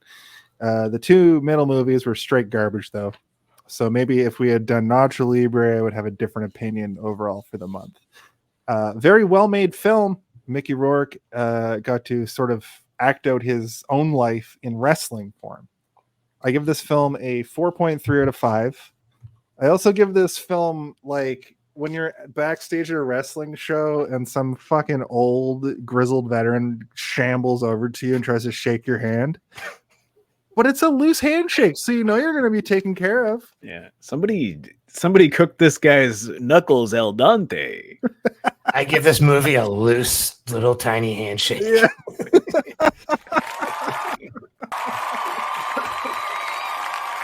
We're gonna click it at the same time and fuck it up, Steve. I didn't realize that you were okay. And with that, I think we've covered everything. It is time for oh shit. Oh fuck. I knocked something over. It is time, of course, for the plugs. Jake, do you have anything coming up? This camera, you know, hot ones? Okay. Oh Yeah. I just the show that I work on is I work on a a sad sitcom called The Crevice that you can check out at thecrevice.ca. Award-winning prime time viewing. Go check that out, and you can check me out at that's enough. You know, if you're watching this, you probably know me. I'm Jake Thurgood. Yeah, but also for the I people know that you. don't know Jake. I'm watching it right now live. If you don't know me, I'm Jake Thurgood. Yeah, .com him or whatever the kids do these days. Yeah. And thank you, Jake. You can find us on all social media, as I mentioned at the top of the show. And we are, of course, proud members of the United Federation of podcasts, which you can find also. I did not consent to that. Are you kidding me? Yeah, that's right. I can't be here. United Federation Podcast. No. This Our guy's show, of course. A changeling or whatever. Our show, of course, is called Hey, Did You See This One? Which you are watching right now. We go live each and every week on Thursday night at 8 p.m. Eastern Standard Time on Twitch, YouTube, Facebook. That's it for now. You can also watch such shows as Graphic Histories, a graphic novel podcast, Trivial Debates, a debate podcast. Oh, I'm going to be on that on Sunday. On Sunday of this week. If you're watching this 30 years in the future, go back and watch that episode. X-Rated, the X-Men animated review show, which is, of course, they're covering X-Men 97 right now. What's not to love? X-Men 97 right now is the talk of the town. They have a Star Trek podcast called Live Long and Podcast, which is great. They do radio plays. There's a radio play that's going to be fist fighting with my live wrestling show tomorrow night, which, you know, Hold Up, a movie podcast. Our sister podcast, they do 3 movies in 2 hours, and we do 1 movie in 7 hours. Emon on Track. It's a music podcast. Please invite me on. I want to talk about music. And I think with everything said, we did it. We did a 3-hour podcast, just like Devin wanted, just like he wanted. I'm the champion of birthdays. And hey, did you see this one? Steve, I know you want this title. I know it's prestigious to you. Well, I'm coming for you next month. You've got a birthday coming up next month, and you've got a birthday coming up. That belt, motherfucker. And with that, I think that we just need to get the fuck out of here. So play the song, play the hey, did you see this one? Bye. Jake, you left.